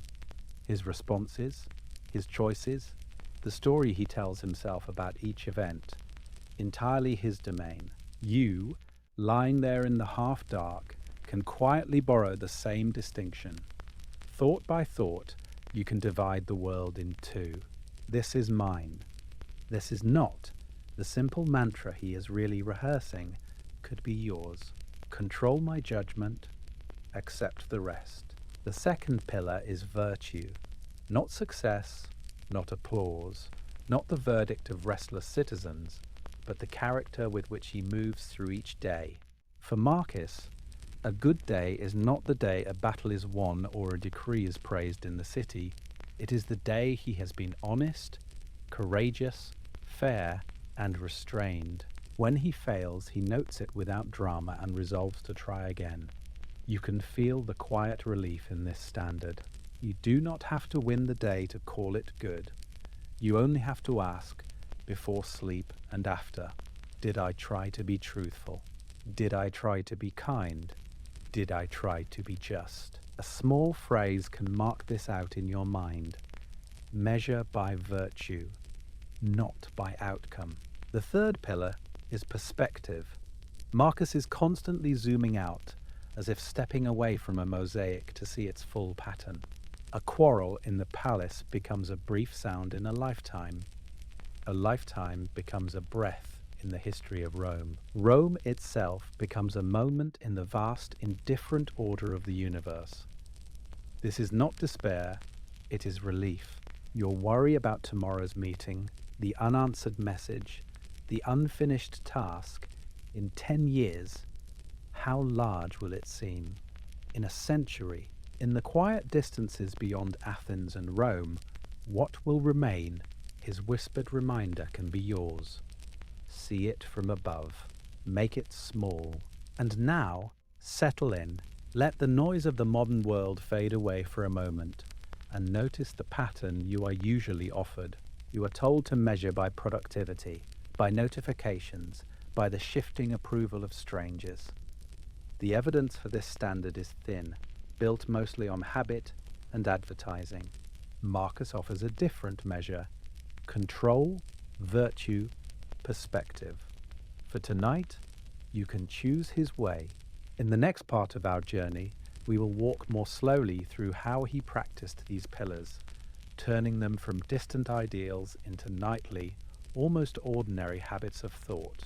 Marcus knew that philosophy was useless if it could not reach him in the tent, in the dark, when the camp finally fell silent. Theory is impressive, sleep is merciless. So now settle in, as he did on those cold frontier nights, and let the noise of the modern world fade away while you borrow his simple, steady rituals for the end of a long day. Begin with the one thing that has always been yours, the breath. You do not have to change it. You only have to notice it. The air comes in, the air goes out. A small rise in the chest, a soft fall. In a war-torn Roman camp or in a crowded modern city, the movement is the same. Marcus returned to this rhythm when the questions would not stop, when the weight of thousands of citizens pressed against his thoughts. Can you feel that same rise and fall now, the quiet proof that you are here, alive, in this moment? Let your attention rest on the gentle pull of gravity, the contact of your body with the bed. This is your version of his wool cloak and travel mattress. He would remind himself, you are a body, breathing, held by nature, not an image, not a performance, just a living creature allowed to rest. From here, turn softly to what he called control. In your mind, name one thing you can influence tomorrow. Perhaps a conversation you can approach with more patience, a task you can meet with less resistance, a small act of justice or kindness in your corner of the world. See it clearly. Hold it for a moment, then, beside it, place one thing you cannot control, another person's opinion, the outcome of a decision already made. The distant movements of economies, empires, or crowds in Athens when the city is wounded, paranoid, hungry for someone to blame. Notice the difference. The first is light in your hand. The second is smoke. For tonight, let the smoke drift away. Now, a brief exercise Marcus might have appreciated, though he did not always phrase it gently. Imagine one small comfort gone, the bed beneath you, the roof above you, the quiet of this room. Let the image be real enough to feel the absence, but not sharp enough to wound. And then return to what is actually here, the pillow, the warmth, the fact that for this night you are sheltered. Gratitude for him was not a slogan. It was a way to answer fear. As sleep comes closer, walk through a short review of this day. One good action, recall it without exaggeration, without false modesty. You did that. Let it stand. One moment to improve. See it, but do not turn it into a trial. Marcus admired Socrates, the wisest man in Athens, not because he never failed, but because he kept examining his own life. Finally, one intention for tomorrow, something small, specific, humane. Then close the book on it. The day is over. To understand why this mattered so profoundly to Marcus, we have to follow him one step further out. Picture yourself now as a small luminous point in a vast ordered universe. Not the center, not irrelevant, a part. Above you, the slow wheel of stars he watched from the frontier. Around you, countless other lives, each carrying their own burdens, each also needing rest. You have done enough for this day. The world does not require you to stay awake to hold it together. That was the question that would consume the next 50 years of his life. How to act fully, yet release what exceeds your grasp. For tonight, you can practice the release. As your breath continues, as thoughts grow slower and less articulate, let yourself drift with the same trust Marcus tried to cultivate. That nature will continue its work without your supervision. In the next part of our journey, we will step back into the daylight of his reign, into the dust and noise of campaigns and courts, to see how these quiet nocturnal practices shaped the emperor the world would remember. Marcus knew that philosophy was useless if it could not reach him in the tent, in the dark, when the camp finally fell silent. Theory is impressive. Sleep is merciless. So now, settle in, as he did on those cold frontier nights, and let the noise of the modern world fade away while you borrow his simple, steady rituals for the end of a long day. Begin with the one thing that has always been yours, the breath. You do not have to change it. You only have to notice it. The air comes in, the air goes out. A small rise in the chest, a soft fall. In a war-torn Roman camp or in a crowded modern city, the movement is the same.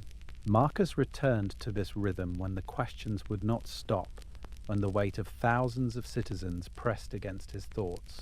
Can you feel that same rise and fall now? The quiet proof that you are here, alive, in this moment. Let your attention rest on the gentle pull of gravity, the contact of your body with the bed. This is your version of his wool cloak and travel mattress.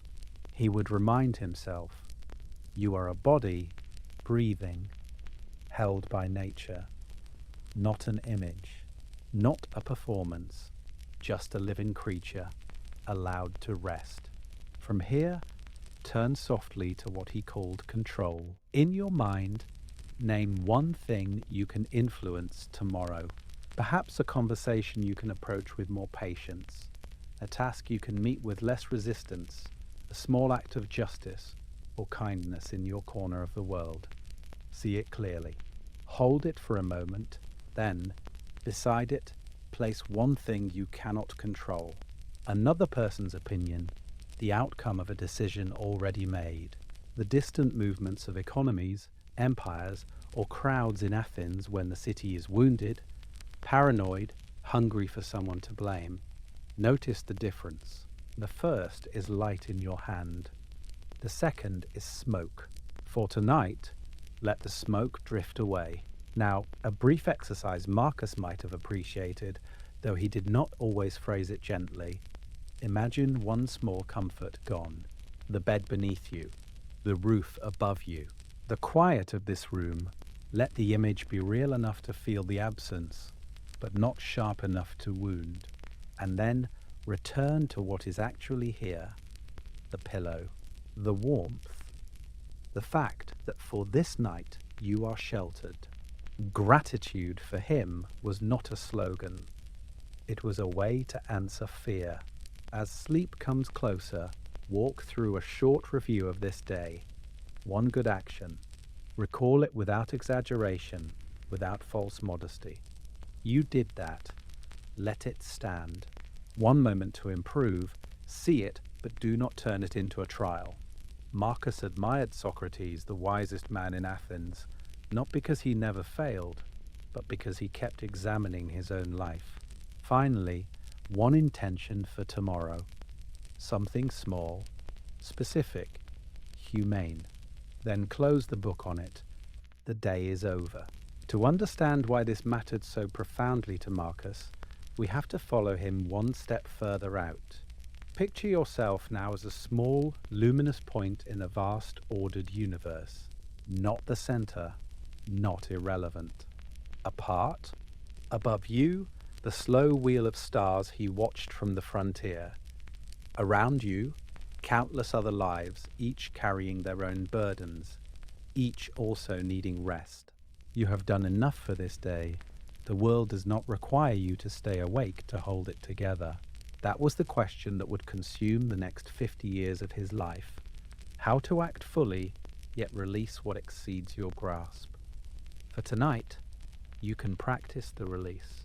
As your breath continues, as thoughts grow slower and less articulate, let yourself drift with the same trust Marcus tried to cultivate, that nature will continue its work without your supervision.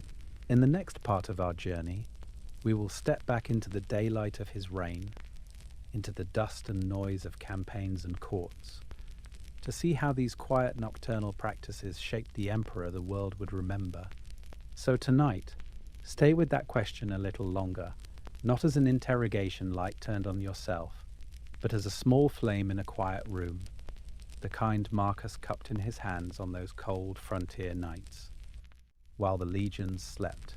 Most people know the voice that comes next, the one that waits until the room is dark and the city is finally still. It begins the familiar inventory, what you said that you should not have said, what you failed to do, what tomorrow will surely expose.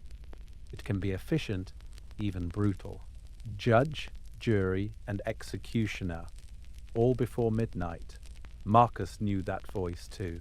He does not pretend in his notebook that he is already wise, already calm, already the perfect emperor.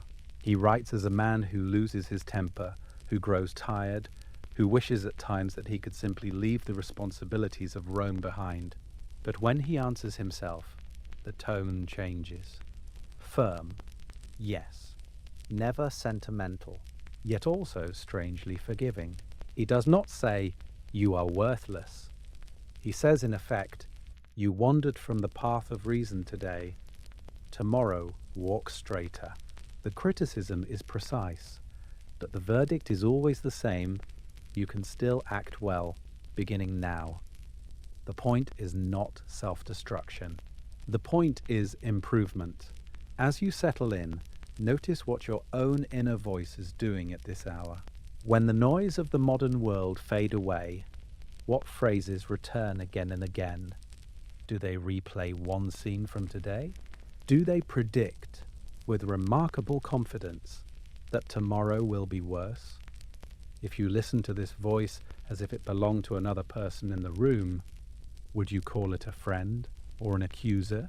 Try a small experiment, the kind Marcus performed on himself in the margins of his life. Take one recurring sentence of self-criticism, the one that appears with almost bureaucratic reliability.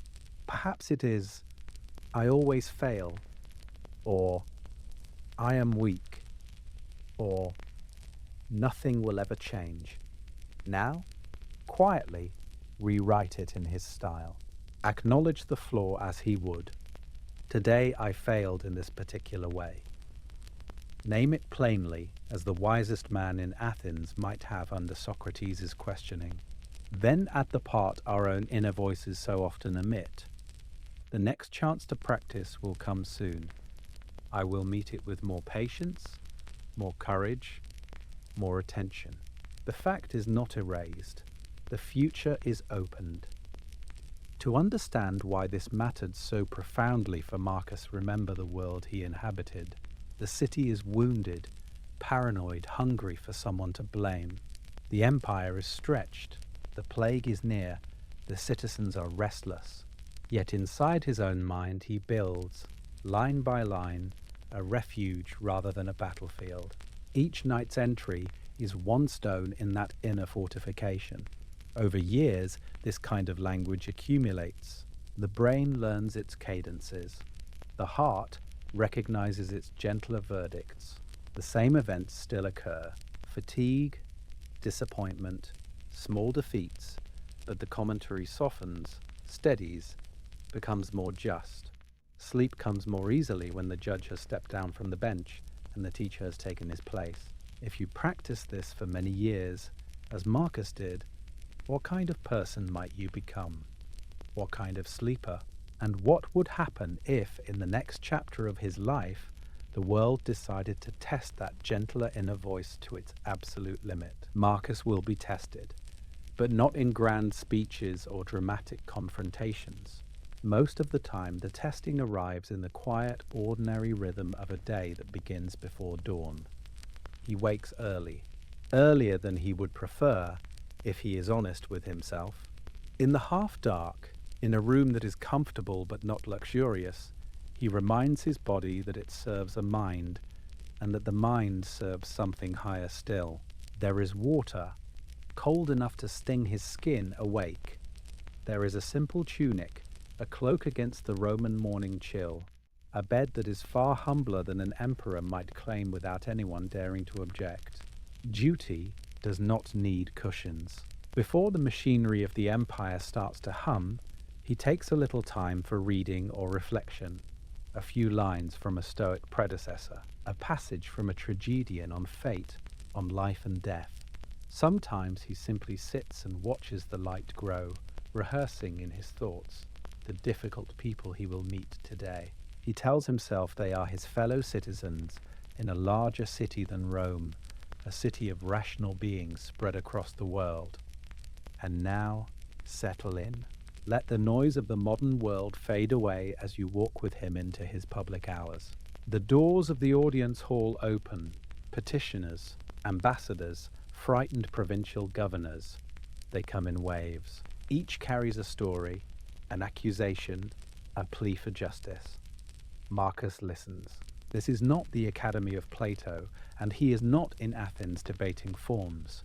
He is weighing tax disputes and border quarrels and family inheritances. But for him, these are not distractions from philosophy. They are philosophy translated into grain shipments, legal decrees, and pardons. He pauses before he answers. Always that small Stoic habit, a breath, a gap, a reminder that his first impulse is rarely his best. When a lawyer grows heated, he notes the heat in his own chest and lets it pass. When a general demands harsher punishments, Marcus remembers Socrates, the wisest man in Athens, standing calmly before angry citizens who wanted a simple villain. The world still wants simple villains. The evidence is still often thin, built mostly on fear and resentment. Interruptions are constant. A message from the frontier. News of the plague, a family matter that refuses to remain private. He does not welcome these breaks, but he does not curse them either. A Stoic emperor does not get to choose his script. He chooses only how to play his part. So he reminds himself, this too is what I woke up for. By evening, the current of petitioners slows. There is a modest meal, taken without ceremony, perhaps a quiet conversation with his children, or a moment of dry humor with a trusted friend about the day's more absurd complaints. Power, he has learned, does not protect anyone from absurdity. Later, he returns to his notebooks, to himself. He reviews the day, where he was patient, where he failed, where anger flared faster than wisdom. A few lines are written, not for the world, but to steady his own hand for tomorrow. Then the lamp is lowered, the room darkens, and the emperor becomes just another human being, lying still, waiting for sleep. You can let your own day drift alongside his. Your morning wash, your commute, your emails and errands, all chances to pause before reacting, to remember that every face you see hides an inner life as crowded with questions as your own. Philosophy, Marcus would insist, is not an escape from routine. It is the way you move through it. As you follow him into the night, you might wonder, when that routine is shattered by war, by plague, by the real possibility of death, can these small habits still hold? And what happens when the quiet emperor is forced to live his philosophy in the roar of the battlefield? Out on the Danube frontier, Marcus knows that routines do not last. One message from a distant legion, one outbreak of plague in a crowded camp, and the careful order of his day dissolves into urgency. The emperor has learned again and again that tomorrow rarely asks permission. You know this too. Even as you settle in and let the noise of the modern world fade away, a quieter noise remains. The thought of tomorrow's meetings, the possible argument, the email left unanswered, the mistake you might make and replay in your mind. The city you move through by day is not Athens, but its citizens are just as unpredictable. Marcus begins from a simple, almost uncomfortable admission. Things will go wrong. People will be unjust, or merely tired. You will be clumsy, or distracted. Events will not line up with your plans. He advises himself in meditations to expect in the morning the busybody, the ungrateful, the arrogant, the deceitful, not to become cynical, but to be ready. If the wisest man in Athens could be condemned, why should your own day be spared all confusion? So he prepares a quiet contingency plan, not a schedule, not a list of outcomes, but a decision in advance about the kind of person he will try to be when the day resists him. When there is delay, he will practice patience. When there is fear, he will reach for courage. When there is absurdity, he will allow himself a thin smile and a measure of humor. You can borrow this. Marcus would almost insist that you do. To understand why this mattered so profoundly to him, imagine a small script unfolding in your own mind. When traffic traps you and time slips away, you answer with patience, "Here is my training in calm."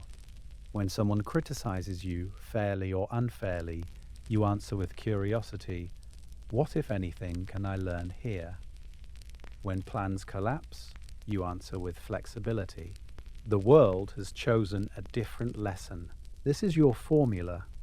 When X happens, respond with Y virtue. Not with perfection, not with theatrical heroism, but with one small chosen quality. Impatience meets patience. Insult meets dignity. Chaos meets an inner sense of order. The evidence is thin that any human being keeps this perfectly. Marcus certainly did not. That is why he kept writing to himself. He knew this was rehearsal, not prophecy. By picturing the difficulty before it arrives, he makes a better response slightly more likely, the way a soldier on the frontier practices drills he hopes never to need. You are doing the same, only your battlefield is a crowded train, a tense conversation, a sleepless child. And here is the pattern interrupt. You do not have to control tomorrow's events. You are not emperor of outcomes, only guardian of your own planned attitude. Decide, gently, what you hope to bring to the day. Patience, courage, a touch of humor, and then, for tonight, release the rest. The questions of tomorrow can wait at the gate while you walk inward, following Marcus into the dark, toward the next thought he will quietly test against the coming storm. Marcus closes the notebook. The candle has burned low. Outside the tent, the muffled movements of soldiers, the distant cough of a sentry, the restless breathing of an empire at war. Inside, the emperor sits very still. The questions of tomorrow are already pressing at the edge of his mind. Another report of the plague, another letter from the Senate in Rome, another decision about pay for the legions, punishment for corruption, mercy or death for some unknown provincial governor, war on the frontiers, famine in a distant city, whispers about his own family. The world will not stop bringing him problems. Why would it? He is emperor, and yet he cannot stay emperor all the way into sleep. So he performs a quiet, invisible ritual. He reviews the burdens, war, plague, justice, one by one, as if laying out heavy armor on a stand. This campaign, that difficult general, those frightened citizens in a city he may never see. He acknowledges each weight. Then he tells himself, with a kind of dry, stubborn gentleness, that for a few hours Rome will have to manage without his attention. You can almost hear the inner sentence, if the universe truly depends on me staying awake, it is already lost. It is a wry thought and a freeing one. Now settle in. Let the noise of the modern world fade away as you imagine your own version of that armor stand. Marcus has his empire. You have yours. It may not stretch from Britain to Egypt, but it rules your day with equal authority. Work, messages, family, unfinished projects, the quiet guilt of things postponed. Each one arrives with a little trumpet fanfare, insisting on its urgency. For a moment, name them: the meeting, the child who needs you, the aging parent, the email you did not answer, the decision about money, the worry about health, the vague anxiety about the state of the world. To understand why this mattered so profoundly to Marcus, and why it matters for you, notice what happens when you do not set them down. The mind never leaves the battlefield. Now picture a doorway at the edge of your room. In Marcus's case, it might be the flap of a campaign tent on a cold Danube night. In yours, perhaps the bedroom door. One by one, take each piece of your empire and place it gently outside. Not thrown, not exiled, just outside. Work waits there. Obligations wait there. Even the noble desire to bring justice or kindness into your small corner of the world waits there. You are not abandoning them any more than Marcus abandoned Rome. You are trusting that the world, and its citizens can turn a few times on its axis without your supervision. If even an emperor had to sleep, what makes us think we must be constantly awake and vigilant to be worthy or safe? In the next turn of Marcus's thoughts, he will press even deeper into this question, asking what, in the end, truly depends on us at all. Marcus answers that question quietly, almost with a shrug.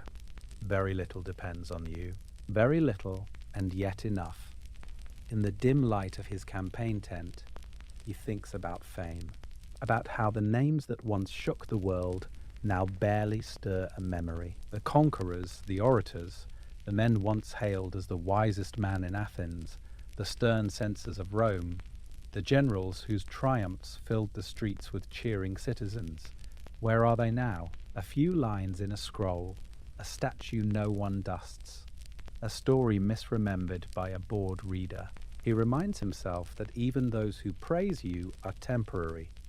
They too will age and weaken and vanish. The people who chant your name today will be gone tomorrow, and those who come after them will not even know what was chanted.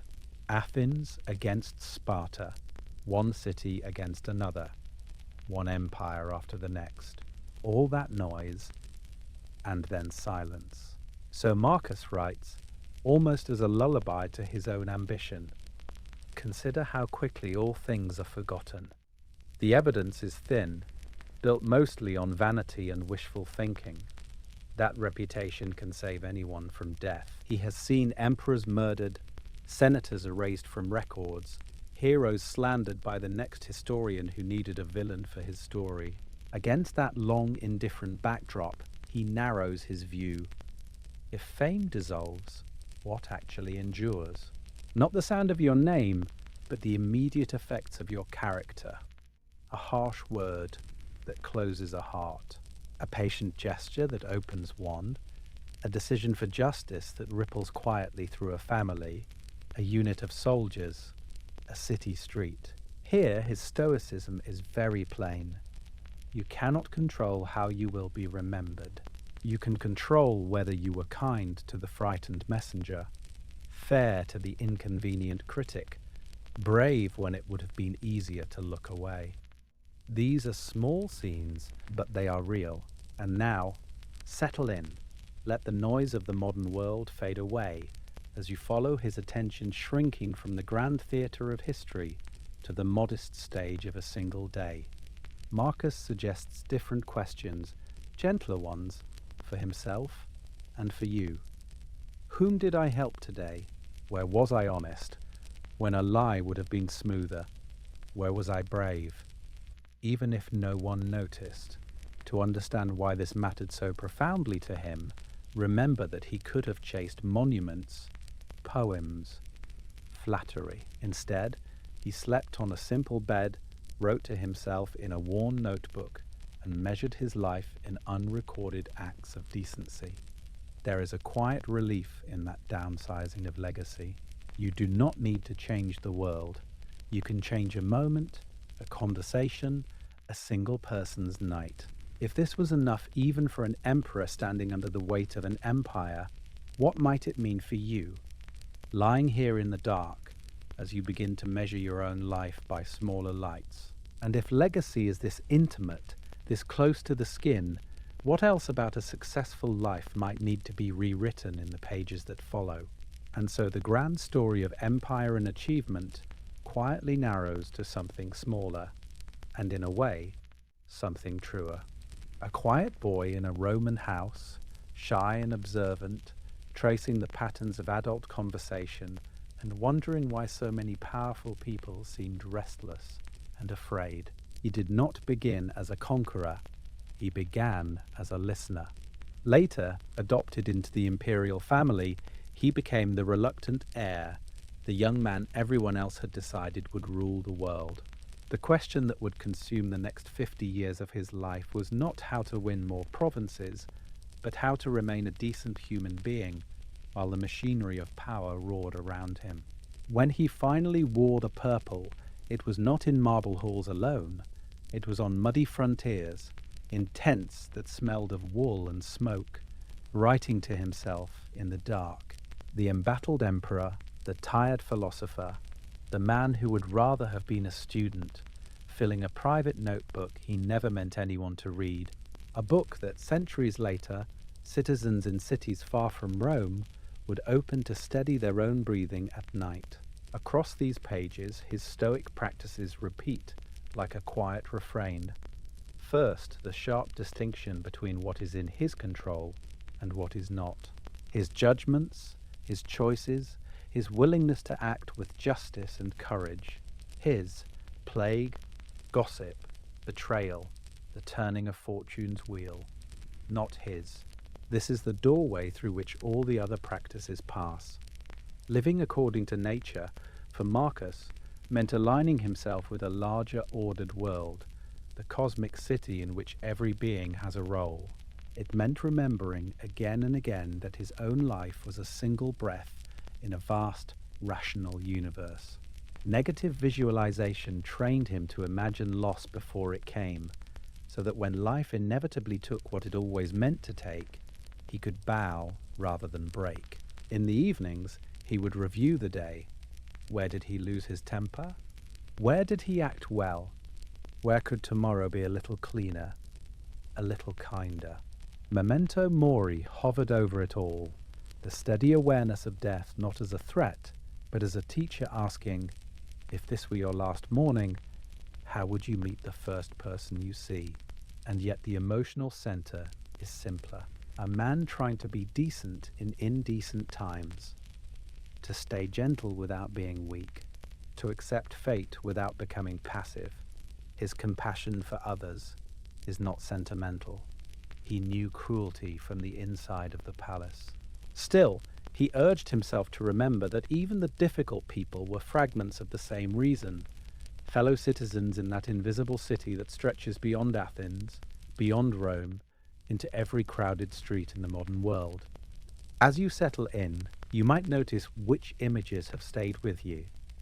The inner citadel, that quiet room inside your mind that no insult can enter. The sense of a cosmic city where your small efforts at justice ripple further than you can see. Or perhaps it is simply the tone of his self-talk, firm but kinder than the voice you usually turn on yourself. You do not need to hold all of this consciously. You do not need to rehearse every maxim or remember every example. Let the noise of the modern world fade away and allow these ideas to sink below the surface of thought, the way distant traffic becomes a soft, steady hum. Philosophy can do its best work there, in the background, a quiet music under the changing scenes of your life. In a moment, we will let Marcus's voice grow even softer and turn from his pages back to your own breathing, your own unfolding night. For now, it is enough that somewhere inside you an emperor's hard-won calm has begun to find a place to rest. And now, settle in.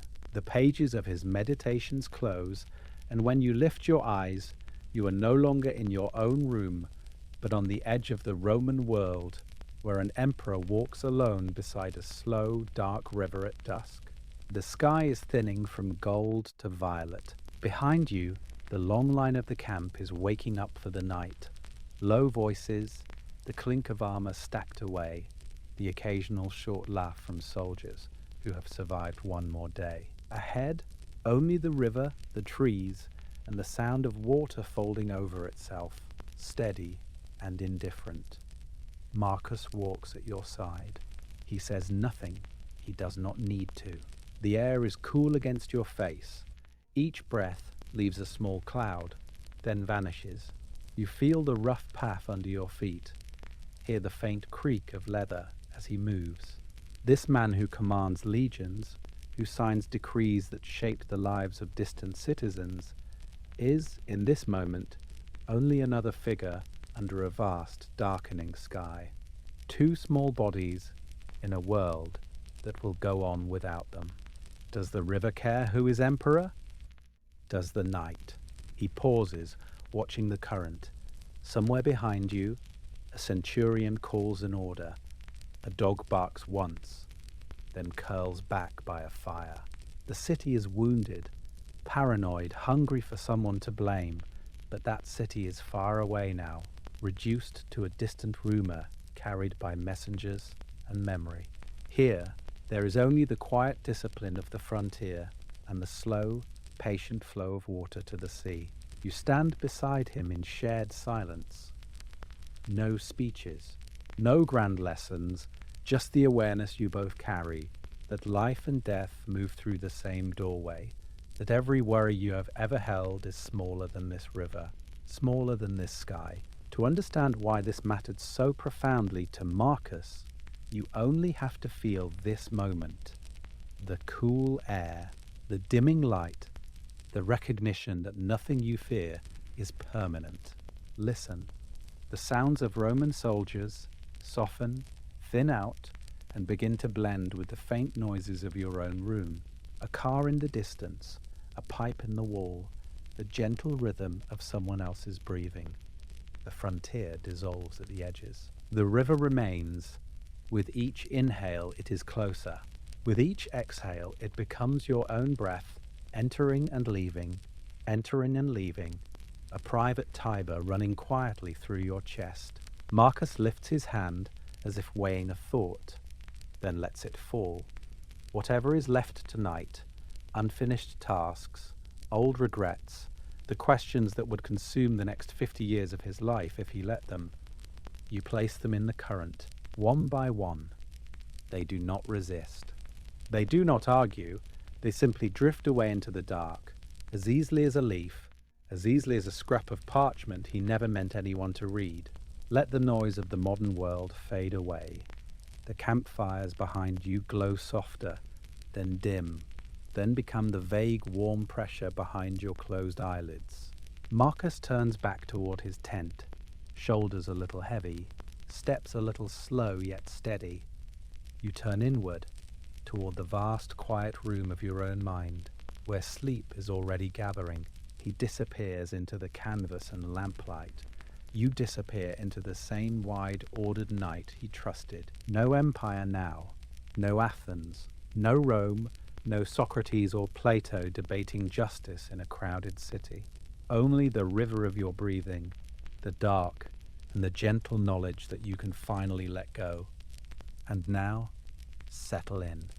The pages of his meditations close, and when you lift your eyes, you are no longer in your own room, but on the edge of the Roman world, where an emperor walks alone beside a slow, dark river at dusk. The sky is thinning from gold to violet. Behind you, the long line of the camp is waking up for the night. Low voices, the clink of armor stacked away, the occasional short laugh from soldiers who have survived one more day.